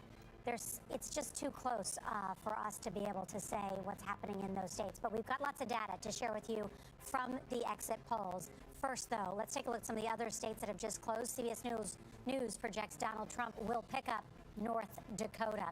The former president also projected to win in South Dakota. The Mount Rushmore state is reliably Republican in presidential elections. And in Wyoming, CBS News projects Donald Trump will win there as well. Let's take a look at the great state of Texas. CBS News projects Donald Trump will win in Texas. We'll have an update on this big Senate race there in just a minute, where Ted Cruz is facing a tough race there. And then Iowa is characterized at this hour as lean Trump. Remember, there had been that stunning poll out of Iowa recently that suggested Kamala Harris gaining ground among older women. And the big number to remember tonight is 270. That's the number of electoral votes someone needs to win. So far, the race to 270 shows Donald Trump with 154 electoral votes and Kamala Harris with 27. Those big numbers from Donald Trump, in part because of the calling of Florida and Texas. Of course, when states like New York or California or other big electoral prizes come through, if they go for Kamala Harris, that will add to her vote tally as well. Let's check in now with Major Garrett and Anthony Salvanto at the data desk. Gentlemen, we are dying to know what's happening in these states. Nora, Anthony is still working at the data desk making calls. I'm going to take this one by myself. Let's talk about Georgia. Lots of vote in, 66% in. Now, the question everyone has at home, well, where is the outstanding vote still to come in? Geographically, I'm going to show it to you right here. Highly concentrated around urban Atlanta. That's I don't need to say urban and Atlanta. Obviously, it's a big city, and the suburbs around there. So let's go to what Kamala Harris needs, according to our understanding of the outstanding vote, and what is our CBS News estimate. So you can see very, very close. That means of that outstanding vote, this is how much Vice President Harris would need to make Georgia super competitive, and we are estimating she's going to hit that mark. So what I'm telling you is, based on our data, based on our estimates of that data, matching over with the exit polls, very long night in Georgia, could go down to the wire. And let's take a look, too, at North Carolina, sure, because that's that other battleground that's been closed for a while. Yes, we've got 39% in. Where's the outstanding vote? Raleigh, Asheville, there's probably a good deal still coming in from Charlotte, because we don't have a lot of data yet from Mecklenburg County. We have a needs estimate for Kamala Harris and a CBS News estimate right at that margin of 53 to 52. So, again, that's what's outstanding vote she would need. That's our estimate of what she's able to get based on what is out there and our estimates of the vote and the exit polls. So again, very close. That's why both North Carolina and Georgia moving toward photo finish for both. What about Pennsylvania? Pennsylvania's a little bit farther behind, Nora. We have 16% of the vote in. We don't have a lot of the map colored yet because of that 16%. So we're still waiting for more data from the various counties to have a stronger coloration and presentation for you, and we can't, because of that, we can't give you an outstanding vote or a needs analysis quite yet, with only 16% in. And that's why we see people saying, as some of the polling places in Pennsylvania have remained open, you see supporters saying, stay in line, carry out that vote. Thank you. And the estimates and the way we put this together are really data dependent. So we need a substantial amount of numbers coming in to match with the exit poll data before we can even begin to do the estimates that I just showed you for North Carolina and Georgia. That's why we're not able to do that in Pennsylvania yet. Pack your patience. All right. Thank you, Major Garrett. I want to turn to 60 Minutes correspondent Cecilia Vega. I know you have some new reporting. Yeah, Nora, we are just hearing from the Republican Secretary of State in Pennsylvania, Al Schmidt, whom we interviewed for a story for 60 Minutes a couple of weeks ago. He just held a news conference in Philly. His role is exceptionally important there because he's overseeing the race in this complicated state. And what he says is, here's the headline: we will not have in-person turnout numbers tonight in total, so we will not be expecting to hear a final count from Pennsylvania. He says they're very, the numbers, they're seeing very high turnout numbers in the state for an election year. And here is his plea to voters right now, and the American public waiting for these results to come in. He's asking everyone to be patient. Counting millions of votes accurately takes time, and we want to take the time to get it right. They're looking right now, he says, at some 2 million mail-in ballots. That's a headline because they had in 2020 2.5 million mail-in ballots. Schmidt says that, though, should not be interpreted as a reflection in enthusiasm. We were expecting, after our conversation with him last month, to see perhaps a little bit of a quicker turn in counting in Pennsylvania because of how some things have changed there. We expect to see fewer mail-in ballots than we did in 2020, of course, because that was the height of COVID, and that's how people were voting. We've also seen some technology advancements in the state where machines are faster and they're opening up these envelopes there. But counting in Pennsylvania is complicated. They did not, by law, start counting ballots until 7 a.m. today. They're one of the few swing states, battleground states, where they have this no pre-canvassing law in place. So we always have a delay in Pennsylvania. In fact, Al Schmidt even told me he hates the word delay because it's not actually just a delay, it's just how they count Pennsylvania. Buckle up, it takes time. So he's saying that doesn't mean anything is wrong. That's a really good point. I like the way you make that, yes. But I also think it's interesting, Mr. Schmidt's very colorful language the other day when he was saying anybody who was thinking about interfering in this election, he was basically saying bring it on because we have jail cells waiting just for you. Yeah. He's very sure that they are very safe in anybody who is voting in Pennsylvania. You don't want to go up against anybody in Philly talking like that either. No, you don't. And I know you're digging into what's happening in Pennsylvania as well. The Harris campaign remains incredibly confident, in part because what transpired just up the street a few days ago seems to be paying off for the Harris campaign, not the Trump campaign. The Madison Square Garden event, where that comedian said all those nasty things about Puerto Rican people and others across the country, it is registered. They noticed this morning that turnout in the 3 most Puerto Rican-dominant wards around Philadelphia had exceeded the 2020 numbers already, or 79% of the total had already shown up by lunchtime today. That's a good sign. You saw her last week campaigning across Philadelphia as if she was running for mayor. They put her in front of a black audience. She went to a deli. She went to a Puerto Rican restaurant. All of it designed to drag people out of their homes and vote. This is why tonight Democrats are feeling, as Nancy said a while ago, fine, because ultimately they believe this is what's going to get them the votes they need. The other thing, and I think if you tuned in 4 years ago and now you're tuning in again and you think to yourself, I thought all these states fixed things to make things faster. Pennsylvania is the big exception. If we have 50 states with 50 different sets of rules, Pennsylvania said, hold my beer, because the 67 counties of Pennsylvania do things a little differently, and that is why we're waiting. They had the chance to fix that. Right, a divided legislature. Shocking, a legislature couldn't get election law done, yes. And Gail, I understand you have some reporting about Northampton County. Yeah, you know, it was interesting because we were in Northampton County, and we're talking about being a swing county and a swing state. 12, it was for Obama. 16, it was for Trump. 20, it was for Biden. And now here we are in 2024. And we saw some of the Puerto Rican voters who, one woman was on the fence, but after that comment from the comedian, she said, nope, I'm now leaving Trump. But I said, but Trump wasn't the one who said it. Mm-hmm. They said it didn't matter. He didn't stop it. He didn't stop it. And they took great offense at that. And they think he took too long to even apologize for it and even own up to it. But we had Senator Marco Rubio on Face the Nation Sunday just flat out dismissing that he's handling outreach to the Hispanic population for the Trump campaign and saying, oh, no, this, you know, he's not going to be in the cabinet, dismissing it altogether. But what's interesting, that doesn't seem to be the case, though, when you talk to the people. Well, the Harris campaign seems to think in the moment that it's breaking in their favor. Exactly. It's insulting. No one is saying it is not. Exactly. He even said that, and he was defending Donald Trump. But in terms of the targeting of groups, one thing we have seen the Harris campaign also try to do is target all the Eastern Europeans or those of that ancestry in The state of Pennsylvania, 800,000 Poles, the Ukrainians, Eastern Europeans. You had President Zelensky come and tour one of the weapons facilities in Pennsylvania, something that earned him the ire of the Republican Speaker of the House. But you have these interesting dynamics. It's not always clear, though, if these ethnic groups vote in a monolithic way at all. I can tell you that. As you know, we have our election expert, David Becker, here as well. And David, what are you hearing about Pennsylvania? So under Pennsylvania law throughout the state, anyone who's in line at 8 p.m. when polls close gets to vote. And we're hearing that in Northampton County, where Lehigh University is, people are in line waiting to vote, and it might go for a while. And I've just confirmed with the Philadelphia City Commissioner that there are people in line still in Philadelphia waiting to vote, even now an hour after polls closed. There have been a couple counties, Clearfield and Cambria, where the courts have ordered later poll closings, 9 p.m. and 10 p.m. respectively. And Cecilia and Ed are quite right. There's those mail-in ballots that 2 million of them that came in early.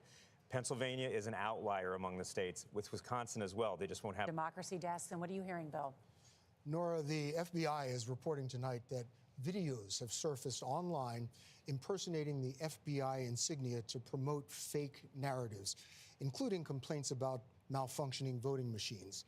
Now, our similar videos out this weekend were attributed to Russian bad actors.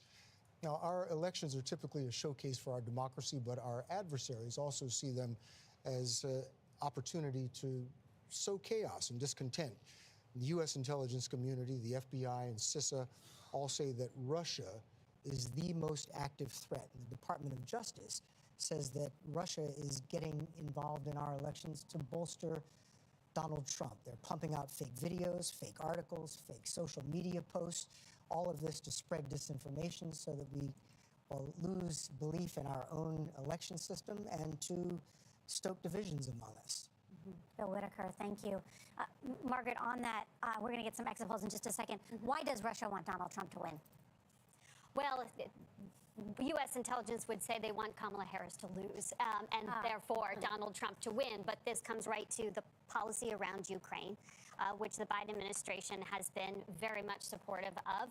There are a number of reasons in terms of just liking chaos, but trying to just instill some kind of division within the United States and exploit it. And that is what Russia's modus operandi has been, trying to be agents of chaos. And the threat doesn't stop with Election Day. It continues well after. U.S. intelligence has declassified a lot, including information that back in January, Russian intelligence tried to hire Americans to carry out violence in the United States of America. So it is making us doubt ourselves, our systems, each other, and possibly stoke violence. At this hour, every single battleground state has closed except Nevada. And so but they are all too close to call at this hour or a toss-up. But we do have exit poll information in some of these key battlegrounds, and John Dickerson is here with that. John. We spent some time talking about younger voters, but actually at the other end of the age scale, older voters are A, interesting, and B, a whole lot more of the electorate. Let's start in Michigan and take a look at how voters who are older than age 65 are voting. There you see Harris has 55% of the vote and Trump has 43%. That becomes increasingly historically interesting because in 2020, the share was roughly the same, and Joe Biden only won that group of seniors by 2 points. Oh. So Kamala Harris is up by 12 among seniors in Michigan. Joe Biden was only up by 2. Now let's hop on over to Wisconsin. In Wisconsin, you see Harris up with voters over age 65, 58-42. In 2020, Joe Biden won that group, but only with 6% of the vote. So Harris is at 16, Biden was at 6. So that's another state, essentially Wisconsin, looking like Michigan when it comes to senior voters who are a larger share of the electorate than those younger voters. Now I've got us over in Pennsylvania. You see there, Trump is up 50-48. But in 2020, Trump won that group of older voters by 7 points.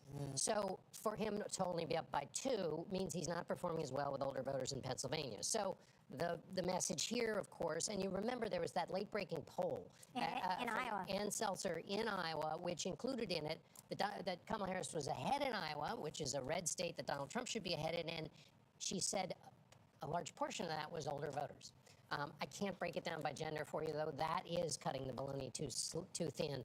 So I can't. I'm anticipating your next question. And I think, the way to describe this, and I think for many of us who have covered a number of these presidential elections and talked to the strategists on both sides of it, the way that Iowa poll that was described to me is that what indicated was that plus 65 voters were breaking towards Kamala Harris. And that was a trend, and that you may see that in other states. And you're suggesting now that exit poll data shows that in Michigan, in Wisconsin, that she is overperforming Joe Biden among the plus 65 group, which is a reliable vote. Yes, a larger share of the electorate. So she's doing better with this larger share of the electorate. And what'll be interesting is, as our reporting continues, and maybe it'll take a few days, is to figure out why that is. Are those older voters disappointed with the way Donald Trump has behaved? That's a question yet to be answered. Ed, that is part of it. And this, again, is why they've been so confident that ultimately they'd prevail in those big 3 states in the Midwest, is they knew, with elderly voters especially, they were going to do all right. All right, Ed O'Keefe and everyone, thank you. When we return, we're going to check in with our correspondents in those battleground states, and especially Arizona, which perhaps some history has been made in the U.S. Senate there. CBS News America Decides, election 2024. We'll be right back.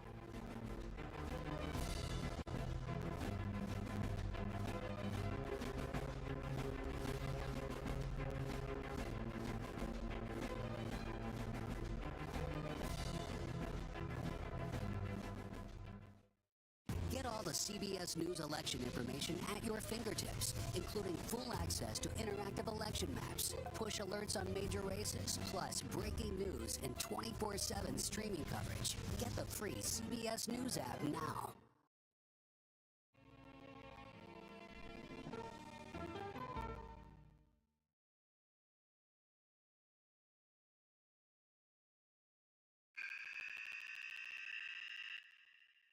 I had progressively fallen deeper into the world of online sports betting. The risk is the rush. What do you think is driving the spike in popularity? I think it's legality. If it's legal, I'm going to use it. There are ways to bet when you are 18. We've created an epidemic of child gambling. You can't walk into a male dormitory in a college campus without sports betting happening. It's America's most neglected problem. I use sports betting as a way to escape, when in reality, I'm choosing self-destruction. Whatever I had left was gone. The purpose of the industry is to get you to play to extinction. And that means until all your money is gone.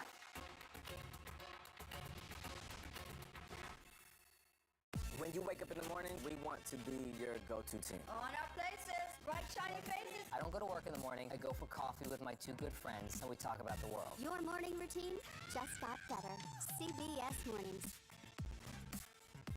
Don't miss true crime anytime you want, anywhere you go.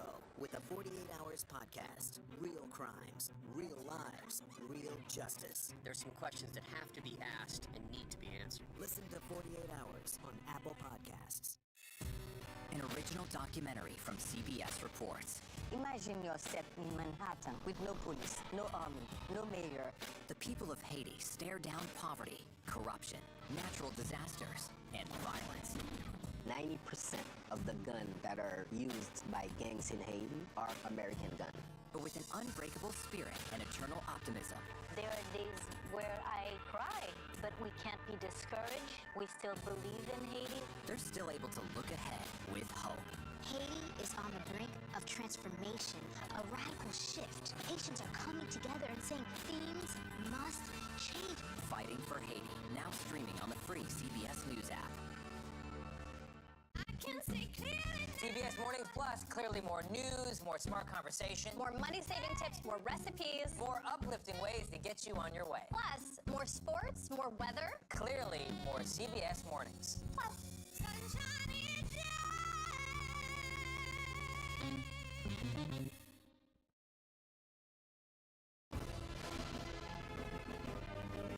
yeah. Welcome back to CBS News Election Headquarters. You're looking live at vote counting in Maricopa County, Arizona, where Phoenix is located. And our Chris Van Cleve is there. And Chris, how's the vote counting going? Well, Nora, I was just inside that room here in Maricopa County. You know, it's the nation's fourth largest county. It is a critical swing county. About 60% of Arizona voters live in Maricopa County. They have a lot of ballots to go through. This is the processing room you're looking at, and they're working on the early votes, those mail-in ballots that have come in. We're about 8 o'clock tonight here, local time, 10 o'clock your time. We'll get the first batch of those that have been tabulated, about 1.2 million, but they have hundreds of thousands more they're still going through. And now part of this process, you see people sitting at those tables. It's a Republican and a Democrat, or a Democrat and an independent. It's two people from different parties, and independents here make up about a third of registered voters in Maricopa County, and they're going through batches of 200 at a time, taking them out of the envelope, making sure the barcode of the ballot matches the envelope, making sure there's no damage to the ballot. Then it can move on to the tabulation process. So this is a tedious, slow process. It's part of why it takes Arizona consistently so long to count all the votes. We expect it will be 10 to 13 days before every vote in the state of Arizona has been counted, because so much of this state votes early by mail. We can also tell you the polls closed at the top of the hour here, except for 9 polling places in Apache County. That's a small county in northern Arizona, because there were some issues there.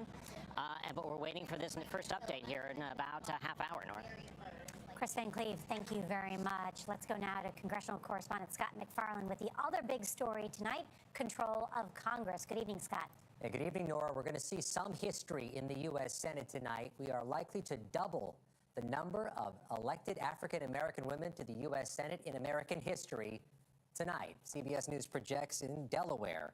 Lisa Blunt Rochester, a 3-term House member from Delaware, is on the trajectory to win the U.S. Senate seat over the Republican Eric Hansen. Lisa Blunt Rochester would be the 3rd elected African-American woman in U.S. history for the U.S. Senate. And we go over to Maryland, could get a 4th.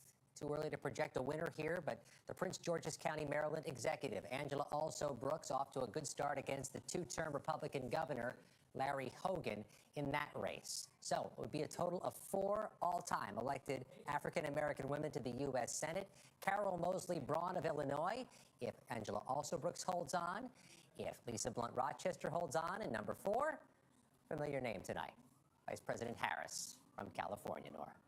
All right, Scott McFarland, thank you very much. And we have a CBS News projection at this hour. Florida has rejected adding a state constitutional amendment guaranteeing access to an abortion. That needed 60% of the vote to pass. And Margaret, this is a victory for Governor Ron DeSantis in that state. And now, doesn't it mean that most of the South has very restrictive abortion policies? Very restrictive. And for this state, it is also important because Donald Trump endorsed the no. So he has staked out a position. When he said he sent it back to the states, this was the result in the state of Florida. They fell short of the supermajority, that 60% benchmark. First state to hold a referendum like this where reproductive rights were restricted, not expanded. And failed. All right, Margaret Brennan, thank you. And when we come back, new results. CBS News America Decides. Election 2024 returns in just a moment.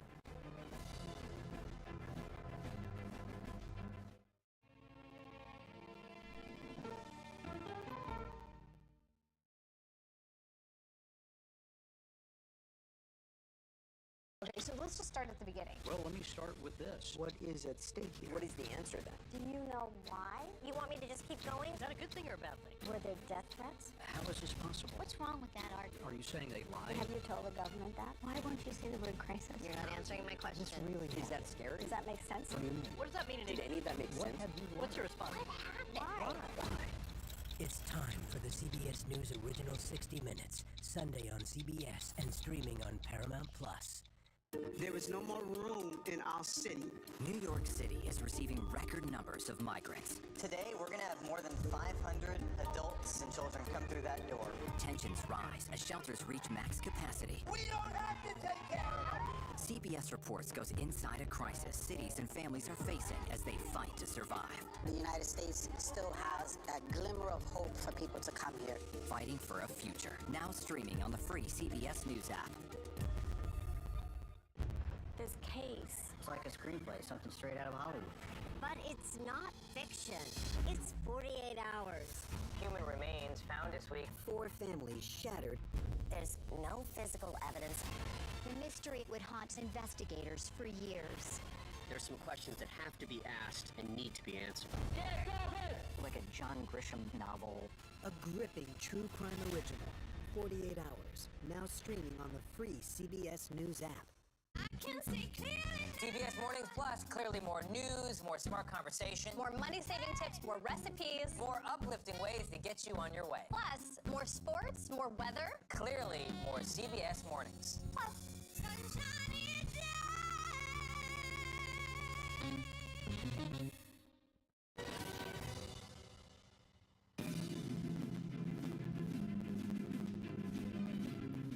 I'm Lindsay Reiser at the CBS Broadcast Center in New York with coverage of CBS News America Decides. Let's go to Michigan, considered crucial to decide the outcome of the presidency, where 15 electoral college votes are in play. CBS's Jerika Duncan is in Detroit. Jerika, good evening. What are you looking out for tonight? Good evening. We're here at the headquarters for the Democratic Party. We are looking at some counties specifically to keep our eye on, but I want to share with you some information we just got from exit polls that show Harris is leading when it comes to voters 65 and older.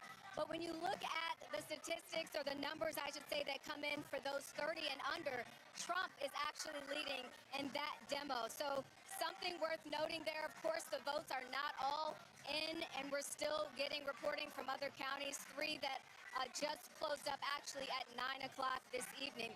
But I want to talk about the counties to look for. Wayne County, one of the largest counties, and it includes Detroit and Dearborn. This is significant because Detroit, of course, has that large African-American population. And when you look at how that group turned out in 2008 for Obama, they set a record then at 5 million votes here in the Michigan. Then 5.5 million people voted in 2020. And at that time, we saw about 53% of registered voters that came out in the city of Detroit. Wayne County's executive telling us within the last hour or so that he believes that number is actually going to be slightly lower when you look at the number of registered voters that came out in Detroit, from 51% in 2020 to about 50% in this election. But again, all of those numbers are not in just yet. Oakland County is another one to look at. This is a more affluent community. In 2020, 75% of registered voters came out and voted. And then Kent County, which is where I spent a couple of days about a month ago during that vice presidential debate and spoke to voters there. Kent County is interesting because this is a space that usually went to Republicans, but it became sort of a swing county. In the last 4 elections, it has picked the correct winner 3 times. So that is the county that we're looking at. And of course, the UAW vote is another one because this is a big market, as you know, for labor, for union workers. The UAW president, Sean Fain, who I spoke to today, said that they made 300,000 trips knocking on doors here in the state of Michigan. Lindsay? Jerika Duncan in Detroit, thank you so much. Polls close in 3 more states at the top of the hour: Nevada, Montana, and Utah. You're watching CBS News, America Decides. Superstar approaching, superstar approaching. I can see clearly now that the rain is gone. That's right. Let's do it. Let's go. Let's do this. I can see clearly now that the rain is gone. Superstar approaching, superstar approaching. Just get your popcorn and get ready. Come on, Julia. Oh, yeah, I will if you will. You go, gal. Yeah, boy. Dollar Jill. You can't get into the market. It's okay. Renting is fine. Box, oh, it's bad. Screw cap, oh, it's bad. It's not true. We are making a wonderful lemonade chicken. Hot. That's good. I wonder what Serena's doing. I wonder how Serena is feeling. That's a really good question. No one's asked me that yet.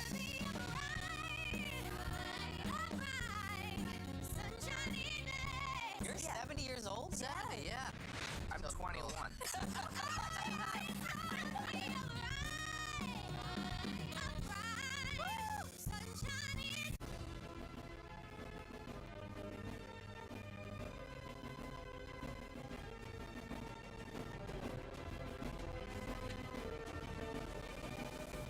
Welcome back to CBS News election coverage, America Decides Campaign 2024. We are sharing some of the striking I voted stickers that have caught FRI. Take a look at Michigan. It shows a werewolf pulling apart its shirt while howling at the sky. The image was actually created by a 12-year-old from Grosse Pointe, Michigan. It was one of the winners in the state's first ever sticker design competition. Everybody loves their I voted stickers. He does. Yes, you saw them all, of course, on social media today. Welcome back to CBS News Election Headquarters. It's 9:30 p.m. in the East, 6:30 in the West. And in the race to 270, Donald Trump has 162. Kamala Harris, 62. We're going to check in with the battleground states. Here's a look at the blue wall states. CBS News projects them all as toss-ups at this hour. And then let's go to the Sun Belt. Also toss-ups at this hour. Nevada, there's no tally there because Nevada does not close until 10 p.m. Eastern, so we'll check in there as well. CBS News projects Donald Trump will win Louisiana. Voters in the Bayou State have chosen a Republican for president since 2000. CBS News projects Rhode Island for Harris, and CBS News projects New York for Harris, which will add significantly to her electoral vote tally. I want to go to Major Garrett now, who has new information from the CBS News data desk. Hi there, Major, and I'm glad you have up the state of Virginia because something interesting is happening there. Something interesting is happening in Virginia. We rate it currently as lean Harris. You can see 59% of the vote in. But what is interesting and cannot be described in any way, shape, or form as encouraging to the Harris campaign is how much farther behind she is running than, let me show you right now, Joe Biden did in Virginia in 2020. You see that, 54%, she's at 48.5%. I will show you where the outstanding vote is left to be gotten in Virginia. That's why we rate this as lean Democrat, but that's not as encouraging as you might think, and here's why. I'm going to show you 3 counties in northern Virginia. Loudoun County, highest median income in all of the United States. That's where Kamala Harris is right now, 56.7. Look at Joe Biden, running almost 4 points behind Joe Biden in Loudoun County. Same thing in Fairfax County. Let me go to Fairfax County. Oops, not Fairfax City, there, Fairfax County. Again, running behind Fairfax County and Prince William County. All of those Washington, D.C. suburbs, Kamala Harris is not performing as well. One of the emphasis of the Harris campaign to all of us leading into this election was how well they were going to do in suburban areas around large major metro areas. At least in Northern Virginia, that is not manifesting itself. As I said before, and this is key, we still rate this as lean Harris. I will show you what I showed you what the outstanding vote is, show you what she needs, and what we project. A narrow victory in Virginia, not nearly as large as Joe Biden achieved in 2020. That's a story in of itself. So, and just a reminder that Donald Trump was in Virginia last week, and I am hearing from one source close to the Trump campaign that Trump is actually performing better, 2 to 4 points in these rural counties in Virginia and North Carolina. And essentially, he's turning out his vote there, which blunts any advantage that Democrats have in the cities. And when you're not running up the totals or matching what Joe Biden did in the suburbs, that becomes more of a problem. It will not, according to our estimate, be a decisive problem in Virginia, but it could be part of the story as it plays out in North Carolina, and we'll have to see in Georgia as well. All right, Major Garrett, thank you. Robert Costa. I have some new reporting to build upon the data just outlined there by Major Garrett. In Virginia, there has been a real emphasis by former President Donald Trump to build a coalition there. Chris LaCivita, who's one of the people running the Trump campaign, a retired Marine veteran, actually lives in Richmond, Virginia. And they have put an emphasis on trying to recreate Governor Glenn Youngkin's 2021 effort, where he was able to really make inroads into the suburbs of Washington, D.C., in Northern Virginia, and convince them on the business front that Trump, the Republicans, are standing with those kind of voters. So they're feeling good about Virginia. Down in Mar-a-Lago right now, my top sources say they're feeling very good about North Carolina and Georgia. That makes the emphasis on Pennsylvania so much more key for Democrats. Everyone's watching Governor Josh Shapiro there. He was a runner-up for the vice presidential slot. He has the machine for the Democrats in Pennsylvania. I just spoke with Senator Joe Manchin of West Virginia, the independent. I said, what's the mood among Democrats? I know you're not part of the Democratic Party anymore. He said, quote, "We will survive whoever wins." That's very Joe Manchin. That is peak Joe Manchin. Yes, that is very. It's like, say again, Bob? Yes. Wow. Well, he has lots of friends that he invites to his houseboat in Washington, D.C. Excellent reporting. Thank you so much, Robert Costa. I want to bring in our congressional correspondent, Nicole Killian. She is in Atlanta, Georgia. And Nicole, all eyes on Georgia at this hour. One, because of that record turnout. Two, because Donald Trump narrowly lost that state 4 years ago, and because it is just too close to call at this hour. What are you hearing? Yeah, that's right. Well, echoing kind of what Bob is saying there, Trump campaign operatives here in the state are feeling pretty good about their positioning here, as well as the head of the Republican Party, Josh McCoon, who we spoke to ahead of some of these returns. And here is why, particularly in some of these outlying counties, kind of outside of the greater metro area here in Atlanta, places like Forsyth County, Cherokee County, that are typically part of that northern red wall as you get closer to the Tennessee border. They are overperforming, particularly in Forsyth, and that is notable because that is actually where former Lieutenant Governor Jeff Duncan is from. And as we know, the former Lieutenant Governor actually endorsed Vice President Harris. So in that particular county, the Trump team is seeing much stronger numbers there than they did back in 2020 and 2016. But overall, kind of to some of the broader points you've been making, their focus has really been on these rural counties, really trying to drive the turnout there, targeting some of these low propensity voters in particular. And so they do believe that that strategy is working. Also, Trump campaign operative told me they're feeling pretty good about their performance with African American voters, particularly African American men. They believe that they have been able to pick up support and see some gains in that demographic, although they don't have firm numbers there just yet. Now, in terms of talking to those with the Harris campaign and Democrats here in this state, they are continuing to keep their fingers crossed because they acknowledge and note that there are still a lot of outstanding votes out there, particularly in Democratic strongholds right here around Metro Atlanta. Places like Fulton, DeKalb, and others where they feel they will pick up some more numbers and pick up some more steam. So they are continuing to watch and wait these returns as they come in. Nicole Killian with that great reporting from Georgia. Thank you. I want to bring in CBS News contributor Ed Gordon. He's at the Harris campaign headquarters at Howard University in Washington, D.C. And Ed, I know it's still loud there as many people are celebrating and waiting to potentially hear from the vice president. But what are you hearing? Hi, Dora. It is a celebratory mood here in Washington, D.C. on Howard's campus. Every time the announcement comes of a state won by Kamala Harris, there are huge uproars and applause. And, of course, when Donald Trump, in fact, wins a state or projected to win a state, there are boos. But we should note what we've been hearing throughout, and as we've been saying all along, it is really down to those crucial states. At the early part of the evening, it seemed, and I talked to the National Urban League, the National Action Network, and the NAACP. They were all excited about the turnout as we've gotten deeper into the night.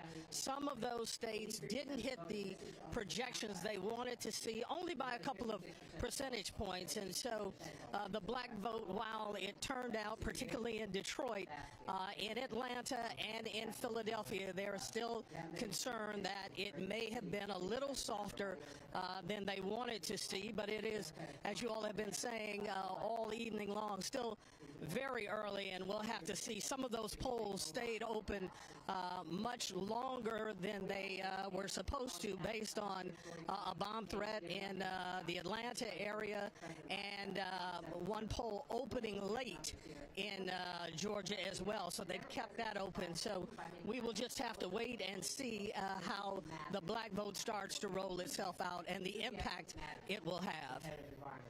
Ed Gordon, thank you so much. I want to just take everybody through the latest numbers when it comes to those 7 battlegrounds that we have been watching so closely tonight.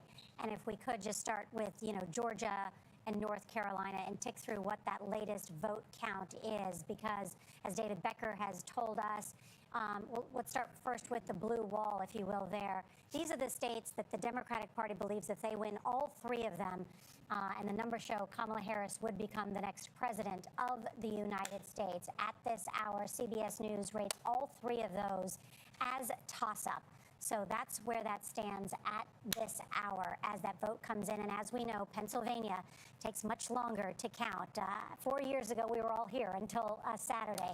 They were saying it would be quicker this year, but we don't know yet because we know that polls are still open in Pennsylvania because there were long lines today. Now let's take a look at those Sun Belt states. And there you see Georgia, a toss-up, still that vote coming in, although officials had told us that we would have a lot posting, and I'm going to get to David Becker in a minute on that. And then in North Carolina, where I am hearing from a source close to the Trump campaign that he is doing well in the rural areas in North Carolina and Virginia. And so that is making them feel optimistic. And a reminder, North Carolina is the only of the 7 battlegrounds that Trump won 4 years ago. David Becker, tell us where we stand now in terms of these battleground states and the vote count. So first of all, we should just mention it's only 2 hours and 40 minutes since the polls closed in Georgia, so there's a lot of votes to count. And I think we may want to call it up again to show how many votes have been counted so far. But I did the quick math. I think it was about 4 million of a little more than 5 million out there. So they're doing a pretty good job.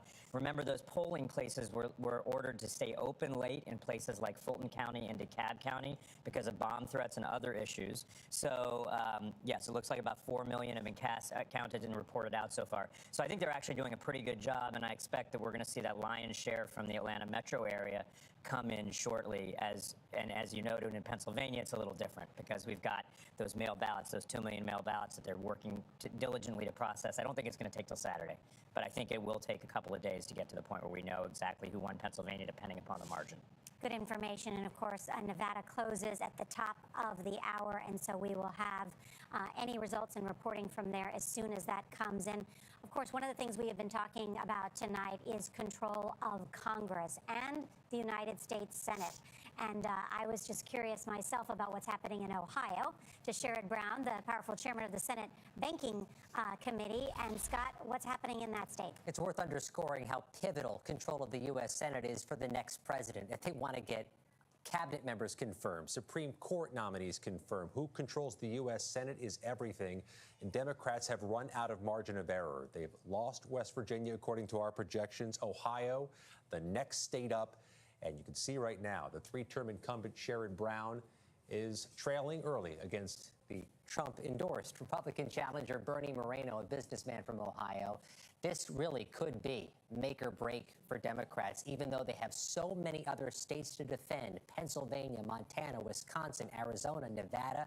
Ohio is the next one up, the one we are watching meticulously, Nora, as the results continue to pour in. Really important information. Scott McFarlane, thank you. Ed O'Keefe is also with us, and like me, covered Congress for many years. Yeah, well, we'll continue to see there what exactly, or how things pan out in the Senate, and that Texas race that I think a lot of people are interested in. Looks like Cruz may be maintaining a lead there, so that would be another lost opportunity for Democrats. I just wanted to turn back to Georgia and North Carolina if we could. Former President Trump currently has a lead. The Harris campaign still holding out hope, however, because they look again. We've heard evidence of long lines of college kids in Pennsylvania and other places. There are long lines, apparently, of several hours still. UNC Charlotte, UNC Wilmington, where they're telling students to stay in line. Long lines at the University of Michigan, so around Ann Arbor tonight. Part of why they think they're doing okay. They report that they see that they're expected to do slightly better than expected with suburban early voters in Georgia. All of those reasons why, to Democrats, it's still a very early night despite those numbers. All right, Ed O'Keefe, thank you. And ahead, we'll talk with Georgia Secretary of State Brad Raffensperger. CBS News America Decides Election 2024 returns in just a moment. Get all the CBS News election information at your fingertips, including full access to interactive election maps, push alerts on major races, plus breaking news and 24/7 streaming coverage. Get the free CBS News app now.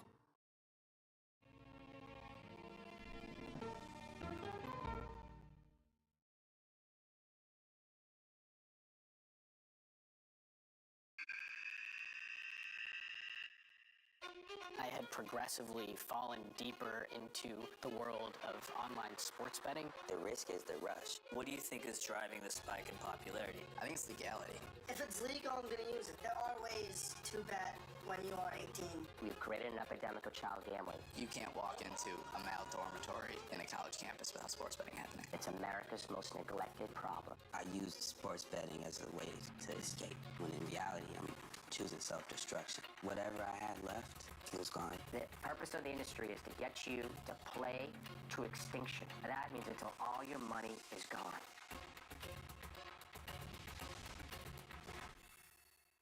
When you wake up in the morning, we want to be your go-to team. On our places, bright, shiny faces. I don't go to work in the morning. I go for coffee with my two good friends, and we talk about the world. Your morning routine just got better. CBS Mornings. Don't miss true crime anytime you want, anywhere you go. With the 48 Hours podcast. Real crimes, real lives, real justice. There's some questions that have to be asked and need to be answered. Listen to 48 Hours on Apple Podcasts. An original documentary from CBS reports. Imagine yourself in Manhattan with no police, no army, no mayor. The people of Haiti stare down poverty, corruption, natural disasters, and violence. 90% of the guns that are used by gangs in Haiti are American guns. But with an unbreakable spirit and eternal optimism. There are days where I cry, but we can't be discouraged. We still believe in Haiti. They're still able to look ahead with hope. Haiti is on the brink of transformation, a radical shift. Nations are coming together and saying things must change. Fighting for Haiti, now streaming on the free CBS News app. Come on, Julia. Oh, yeah, I will if you will. You go, gal. Superstar approaching, superstar approaching. I want to make sure that my voice is heard, but also lift up other voices. Give me some love, baby. We'll see you 7 o'clock sharp.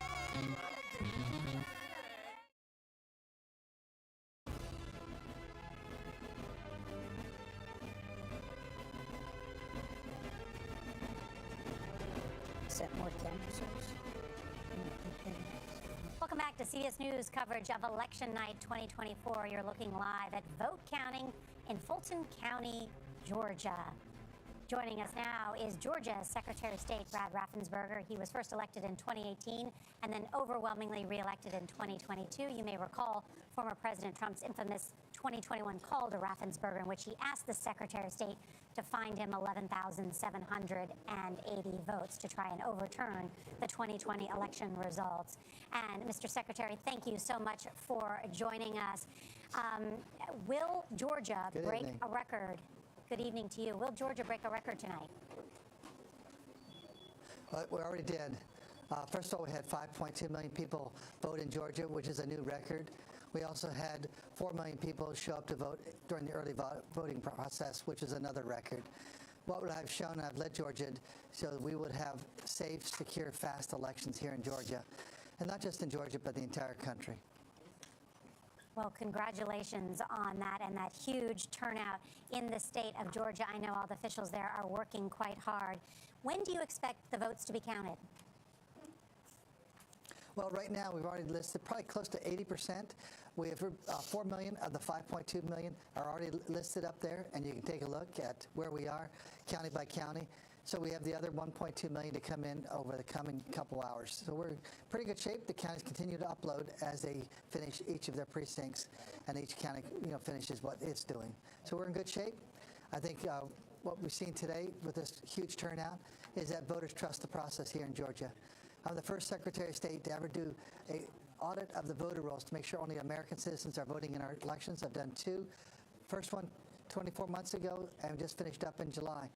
People trust the results. No matter how you vote in Georgia, we have photo ID.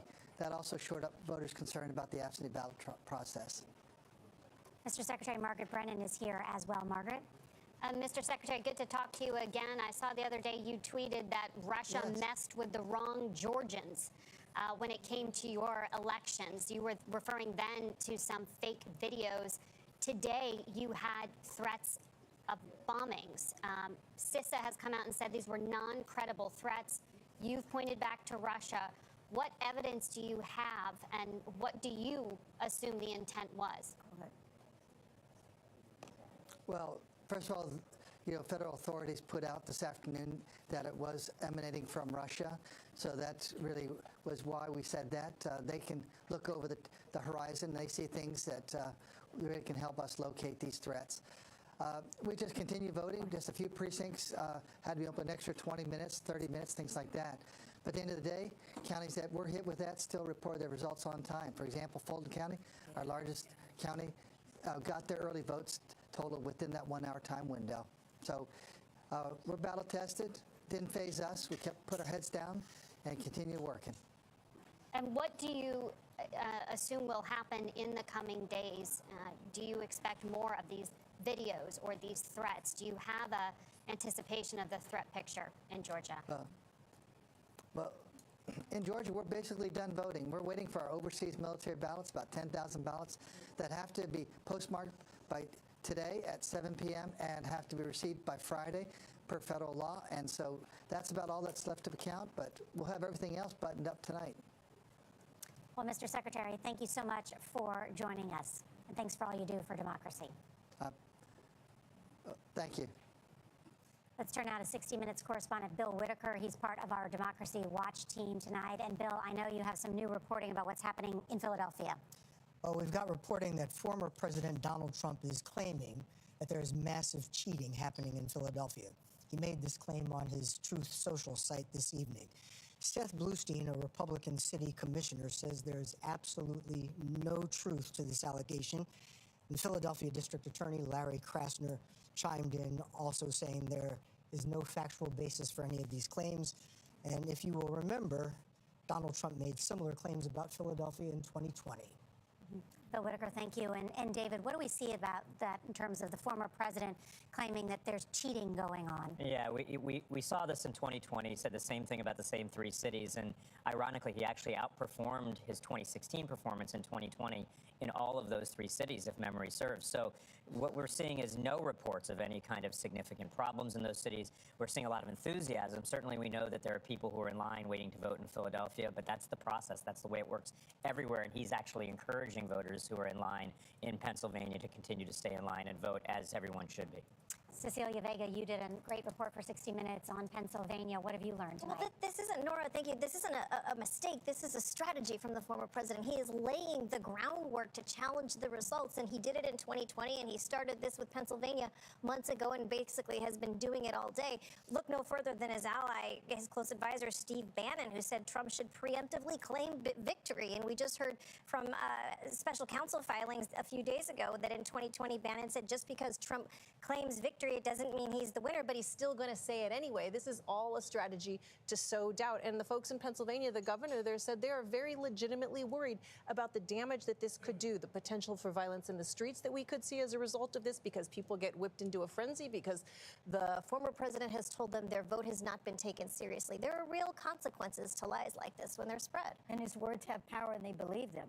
Believe him. We saw that when we were there.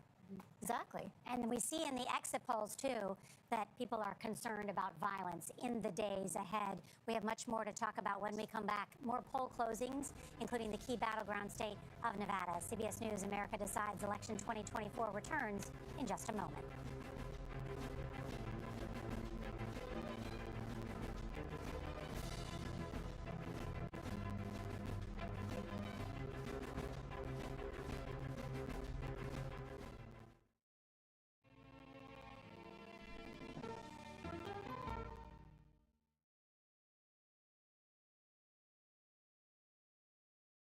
Okay, so let's just start at the beginning. Well, let me start with this. What is at stake here? What is the answer then? Do you know why? You want me to just keep going? Is that a good thing or a bad thing? Were there death threats? How is this possible? What's wrong with that argument? Are you saying they lied? Have you told the government that? Why won't you say the word crisis? You're not answering my question. This really Is that scary? Does that make sense? What do you mean? What does that mean? Did any of that make sense? What's your response? Why? It's time for the CBS News original 60 Minutes, Sunday on CBS and streaming on Paramount+. There is no more room in our city. New York City is receiving record numbers of migrants. Today, we're going to have more than 500 adults and children come through that door. Tensions rise as shelters reach max capacity. We don't have to take care of it. CBS Reports goes inside a crisis cities and families are facing as they fight to survive. The United States still has a glimmer of hope for people to come here. Fighting for a future. Now streaming on the free CBS News app. This case. It's like a screenplay, something straight out of Hollywood. But it's not fiction. It's 48 hours. Human remains found this week. 4 families shattered. There's no physical evidence. The mystery would haunt investigators for years. There's some questions that have to be asked and need to be answered. Like a John Grisham novel. A gripping true crime original. 48 hours. Now streaming on the free CBS News app. Come on, Julia. Oh, no. I will if you will. You go, Gail. Superstar approaching, superstar approaching. I want to make sure that my voice is heard, but also lift up other voices. Hey, give me some love, baby. We'll see you 7 o'clock sharp.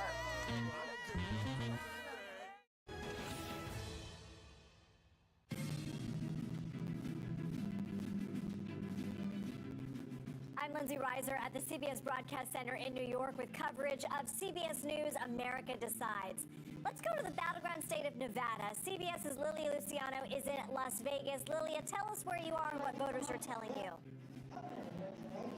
Hey there, Lindsay. I've been hearing from voters throughout the day today, people who went to the polls undecided, people who went to the polls and did not want to pick a presidential candidate but were voting on locals election, and people who went to the polls with a great deal of passion. Right now, we are at a viewing party for the Republican Party. They're counting and they're seeing as the results from other states are trickling in, and we're just a few minutes away from when the polls are supposed to close. I was just talking to the chairman of the GOP here in the state of Nevada. He was telling me in places like Nye County, though, there are still people standing in line for about 3 hours. What that means is that even though the state has changed the rules to make sure that they're counting the votes that are coming in from either in-person early or mail-in ballots up until today early, they started those in-person early this morning when the polls opened. They're not going to be able to release those results until the last person who was standing in line by 7 p.m., which is about 3 minutes away, has voted. So there's that delay. Besides that delay, of course, there's the tabulation, the taking of all of the in-person votes, but we expect at least a dump of data to come in to know how many voters have voted in person, and as well as the ones as the early votes. Here's what we're paying attention to. This is a state that has a very large nonpartisan, independent, or other voters. So even though the GOP chairman I was just talking to and the voters here that are here for supporting former President Trump are celebrating that there have been more Republican-affiliated voters in those early votes and also in the in-person votes that we saw from earlier today. The undecided, or rather the nonpartisan group, is so large that it's really hard to arrive at any conclusion from that. We expect to start seeing those numbers, but the results might not come for hours, is what we're hearing. Okay, CBS's Lilia Luciano in Las Vegas. Thank you so much for your reporting. As she mentioned, polls are about to close in Nevada as well as other states, Montana and Utah. Stay with CBS News to watch the returns throughout the evening and throughout tomorrow. You're watching CBS News, America Decides.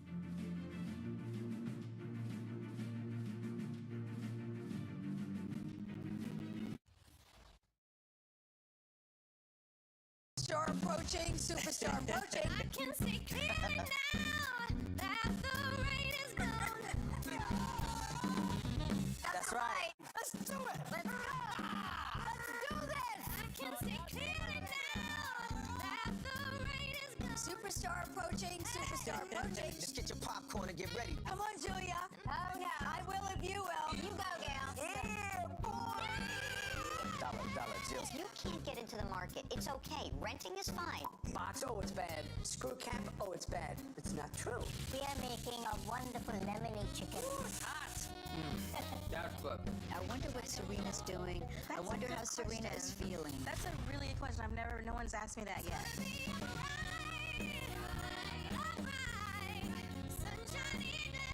You're 70 years old? 70, yeah. I'm 21.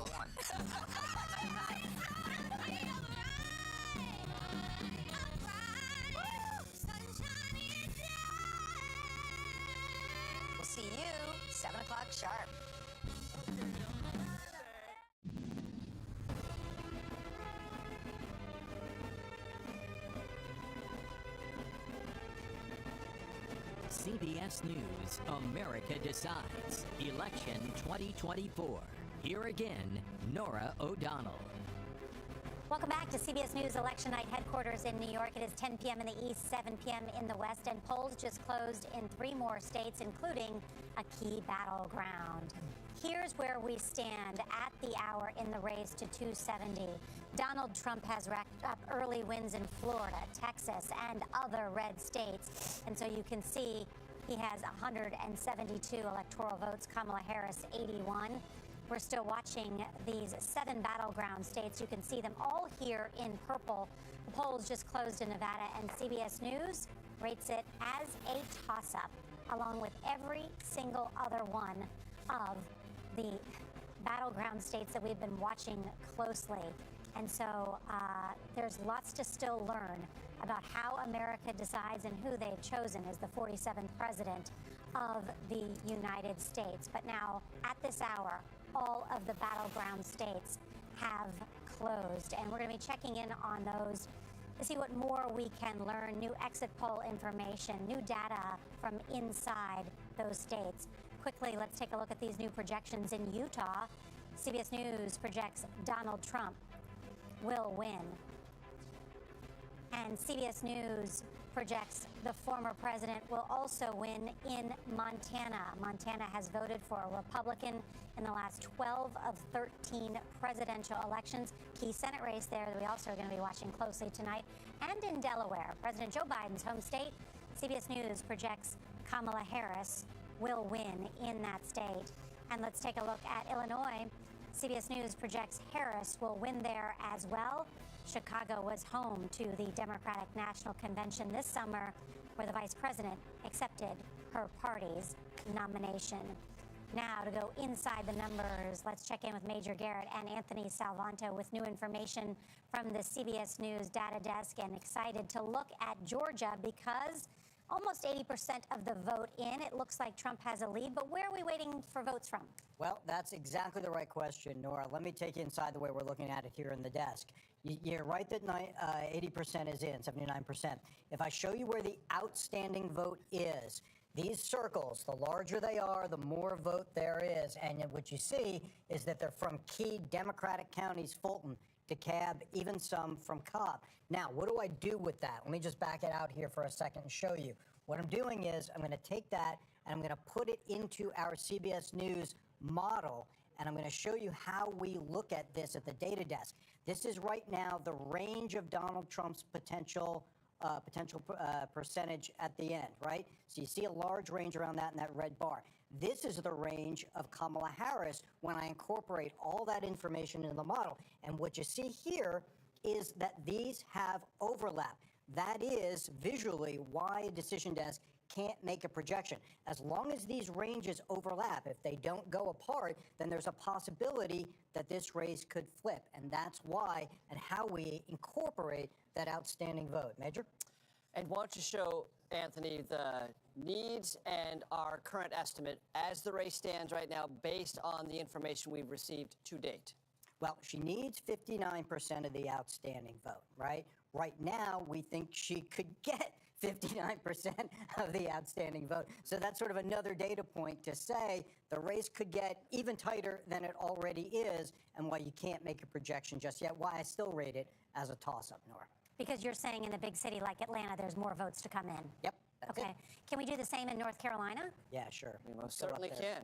All right, so here's North Carolina. Now, let's do the outstanding vote here because it's somewhat of a similar story, right? In and around Raleigh, you see the large blue circles, Wake County, okay? So you even see some here in Durham. So those are Democratic areas, and those, if they come in, and they come in for Harris. But I will add this, it's not just the percents, though. She's got to get the turnout there in order to catch Trump, because what you also see is around Charlotte here, see these large red circles? That's a lot of Republican vote that could still come in. 50,000 votes there. Major, go ahead. Look at Mecklenburg County. That's what's remaining there. That's one of the things that the Harris campaign has to look at and say, boy, they really need to run up the margins in Mecklenburg County because you almost have 500,000 votes outstanding. Wake County, 156,000. We can actually put numbers on this. Guilford, 133,000. So there's areas really need to come in strong for Harris. one of the problems, go back to the regular map, Anthony, that Harris has run into. Look at these counties right here. And then, Anthony, go through the history on those counties. Yeah, sure. Now, in these places, you do typically see a Democrat might do okay. But on almost every single one of those, Harris is running slightly behind Joe Biden. This is an accumulating problem for the Harris campaign outside of Raleigh and Charlotte. These other areas, historically strong for Democrats, stronger for Biden than they have been so far tonight for Harris. Right, and Biden lost North Carolina. Correct, by 74,000 votes, yes. Underperforming. John Dickerson has some exit polls, but before we do those, can we just take a quick look at Michigan? Because that blue wall, Michigan and Wisconsin, that the Democrats are banking on in order for her to become the next president of the United States. So 17% in. We're still waiting for a lot more data out of Michigan for sure. But Anthony? Well, what's going to happen here is we're going to tell a similar story and see if she gets turnout, especially in Detroit. It's Wayne County. You're going to hear a lot about that as the hours go on tonight. Oakland County as well. So we don't have data in from there yet. I do want to show you this, though, just to give you the historical context here. I'm going to go back to Michigan for a second. So if I show you the 2020 presidential race in Michigan, and then I do that, tilting the state on its side, this will illustrate what I mean. See these larger, higher bars here? That's where there are more votes, right? There's more people in Detroit, for example. And Democrats have to get large margins there. So in the case of Detroit, we're going to be watching, can Kamala Harris not just win by a given percentage, but can she replicate something like the 330,000 vote margin that he built up there? And that comes back to the turnout story. Same thing in Oakland County, just to the north. Same thing in Oakland, right? We're going to be looking at that. And that's where Biden got 56%, but also got 100,000 votes more added to his total. The Democrats have to do that in order to carry the state, if they do, because the rural Republican counties add up, in this case for Donald Trump, Nora. Okay, great. Gentlemen, thank you very much. The exit polls have some really interesting information. And I, of course, got a sneak peek of them because I get to sit next to John Dickerson. One of the many advantages of that. That's right. So tell us what you're seeing. Well, we're going to zip all the way to the other part of the country. We're going to look at Arizona and Nevada. But it's essentially the same story that Major and Anthony were telling, which is when we look at this election, the Democrats have to turn out their voters, and Donald Trump has to turn out his voters. Well, Latinos are key to the Democratic coalition. Let's look first in Arizona, how Kamala Harris is doing with Latino voters. Well, she's up by 14 points, so you might think, well, she's doing pretty well. But if you compare that to what Joe Biden did in 2020 in the state of Arizona, he won them by 24 points. Yeah. So Kamala Harris is underperforming what Biden did in 2020. Also, just a sideline, an interesting story of the night, if these exit polls are solid, there seems to be a much larger Latino vote in Arizona. The share is much larger than it was in 2020. That's something in the future to look at. But now let's look. Well, that's just the future of Arizona in general. But it's a 7-point difference. Yeah, that Latinos seems a lot. Historically have exceptionally low turnout. Yeah. But the difference between 16 and 20 was only 4 points. So it seems, I mean, I'm not saying it's not true. I'm just saying it's interesting to look at. Nevada, the share is the same between 20 and 24, 17%. And we see here that Kamala Harris has a 50 to 45 point lead. That's in Nevada, where the polls just closed. That's 5 points. Biden was up by 26 in Nevada. Remember, we're seeing in the national numbers that Trump is winning Latino men. That's part of what's changing this, right? Mm-hmm. Yeah.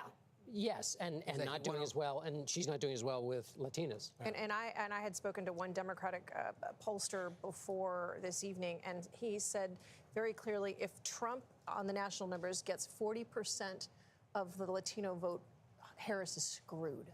Yeah. That is a very concerning number for them. And the reason this is such a big deal is because Latinos really, we've said this for so many years, but this year it is true. Latinos could very much end up being the decisive demographic in this election. They're the largest minority group in the country. They're an estimated 36 million Latinos eligible to vote in this election. And when you were talking about election that is in the margins, by 1 point or another, like the one that we are following tonight in a state like Arizona, in a state like Philadelphia, it is this specific demographic that could make or break it for either side. Mm-hmm. Just to give you the national Latino vote, Harris is up by 5 points. Biden won it by 21 points. That's the national number. So concerning to the Harris campaign. The point that you hear from whether it's Marco Rubio or others, is to say, put the identity aside and look at the issue of the economy and border, and particularly the economy. I had Senator Cortez Masto of Nevada on the program on Sunday, and she was saying, look, Nevada is always going to be tight. You know, pointed to her own race, but she only won by about 8,000 votes in 2022. But when I pointed out to her those demographics Trump seems to be edging in on, those without college degrees, those who are first frustrated about the economy, that fits her state as a profile. Nevada has the second highest unemployment rate in the country. Right. And so this is a place, as we get later on into the evening, we're going to be parsing these things very, very closely. One interesting just to remember is Nevada is the smallest electoral prize of the night. Just six electoral votes. It is also the most diverse battleground state and also has more registered nonpartisan voters than Democrats or Republicans, but a state worth watching and certainly getting that new data. Robert Costa, I think you had some new reporting you wanted to share as well. Yes, just briefly, have been speaking to Representative Brian Fitzpatrick in suburban Philadelphia, represents Bucks County, a centrist Republican. He has long been a representative and political organizer in that area, a key area if Vice President Harris wants to win. He said Trump is now on track based on all of the returns he has seen to do better than expected in Bucks County, Pennsylvania. I was with Vice President Harris when she went to Bucks County. They've put a huge emphasis on that. When we look at Michigan and Wisconsin, labor is going to be key. Sean Fain, the head of the United Auto Workers, just told me moments ago that he believes labor is going to turn out in strong numbers, that they're going to hit their metrics they need in Michigan for Vice President Harris to do well. Notably, just got off the phone with Senator Ron Johnson in Wisconsin, a Republican. He's a little nervous about what the Democrats are doing in Milwaukee. He thinks they might have strong turnout there. He said it's very early in the night. He's also watching the suburbs of Milwaukee. But so far, Senator Johnson told me he believes ultimately the rural turnout in Wisconsin could put that state in the column for Trump. It's still early in the evening, but most notable in Bucks County, Pennsylvania, the centrist Republican there, Brian Fitzpatrick, no big fan of Trump, believes Trump is doing well. But isn't Bucks County the one collar county that Republicans have done well in? They have over the years, but so have Democratic presidents in recent cycles. But just recently, the Republican hasn't won it since 1992. Right. For international, yeah. Let's check in now with Chief White House correspondent Nancy Cordes with Vice President Harris at Howard University in Washington, D.C. Nancy? Nora, it's funny that Robert Costa just heard from Senator Ron Johnson saying he's a little nervous about Wisconsin. I just heard from a top Democratic operative who says he's worried about Wisconsin, too. And so I think the bottom line is that everyone is pretty nervous right about now. They're certainly nervous in this crowd here at Howard University. Unlike all the Kamala Harris rallies we've been to in the past few weeks, it's totally silent here. People are watching the screens, they're checking their phones, they're having hushed conversations. They're waiting for some good news, and they haven't seen any in a while. And the Harris campaign knows that. It knows that Democratic supporters across the country are getting worried. And so they are trying to reassure them that they are seeing some bright spots. And I'll just walk you through what they say those bright spots are. This is coming from Ian Sams, the senior campaign spokesperson.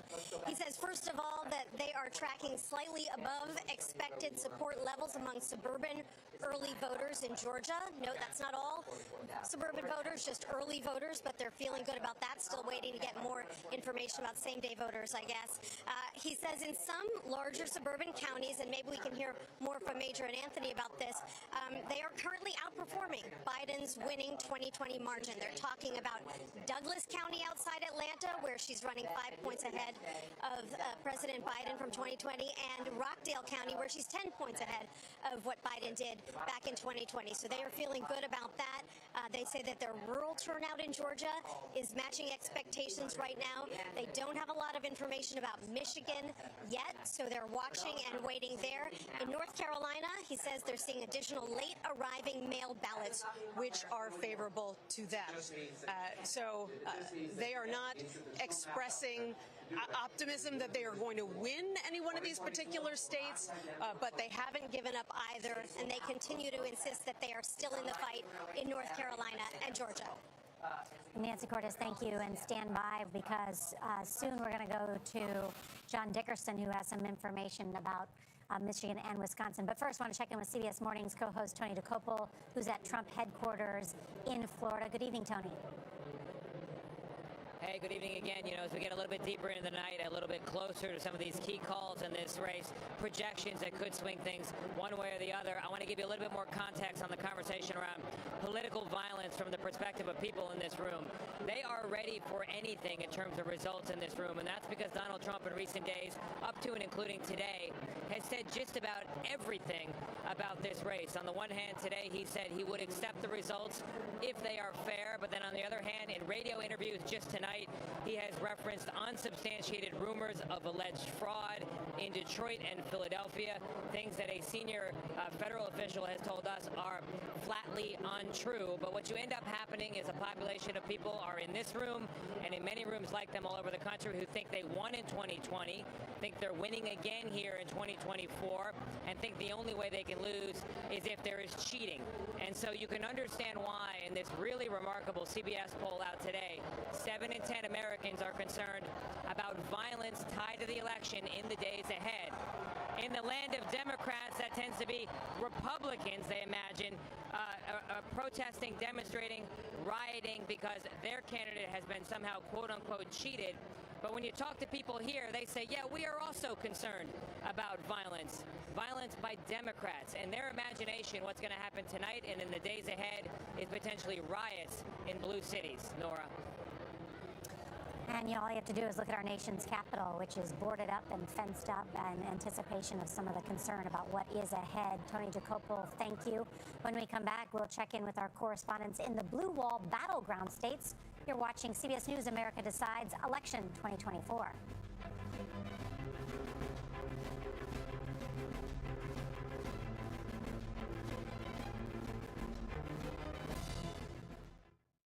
Get all the CBS News election information at your fingertips, including full access to interactive election maps, push alerts on major races, plus breaking news and 24/7 streaming coverage. Get the free CBS News app now.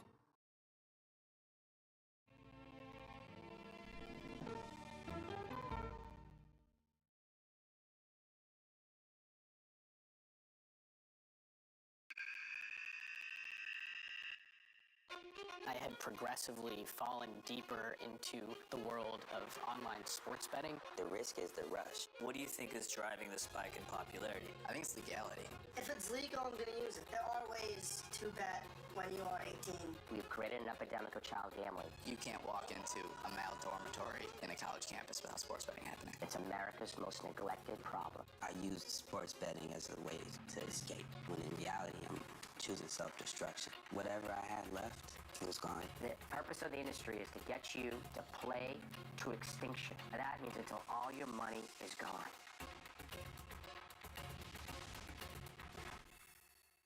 When you wake up in the morning, we want to be your go-to team. On our places, bright, shiny faces. I don't go to work in the morning. I go for coffee with my two good friends, and we talk about the world. Your morning routine just got better. CBS Mornings.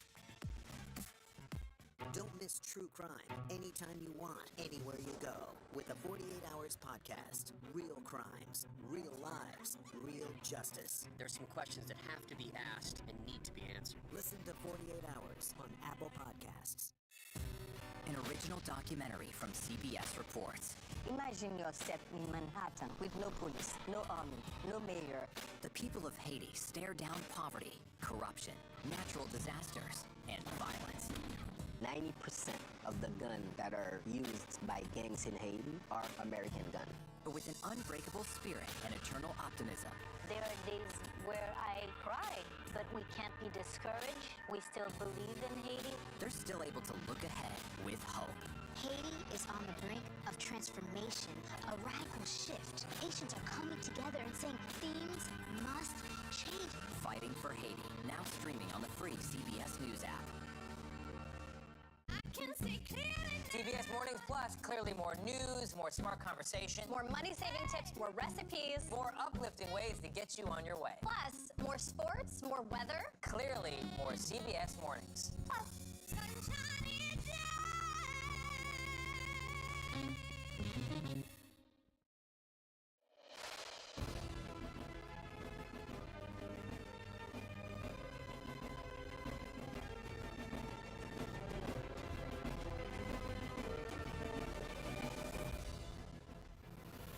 Welcome back to CBS News coverage of Election Night 2024. Just in from the CBS News data desk, CBS News projects Donald Trump will win the state of Ohio, the home of his running mate, Senator J.D. Vance. And in the state of Mississippi, CBS News projects Donald Trump wins there as well in Mississippi. Also, CBS News projects Kamala Harris will pick up Colorado's 10 electoral votes. And in the hunt for 270 electoral votes, Donald Trump has 195.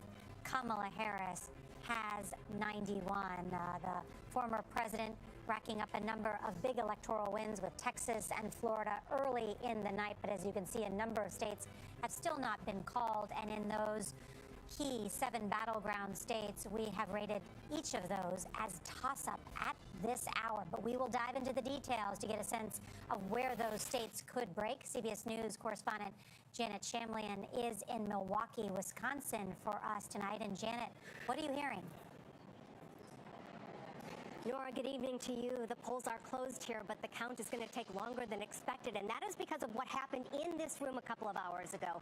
And that is when authorities here started a recount of some 31,000 absentee ballots after it was discovered that the 18 tabulation machines in this room didn't have the doors completely sealed. They say the machines were not compromised, ballots were not compromised. This is for transparency's sake and out of abundance of caution. But what was going to be a count going until 1 or 2 in the morning, authorities now say will be several hours longer than that. Nora?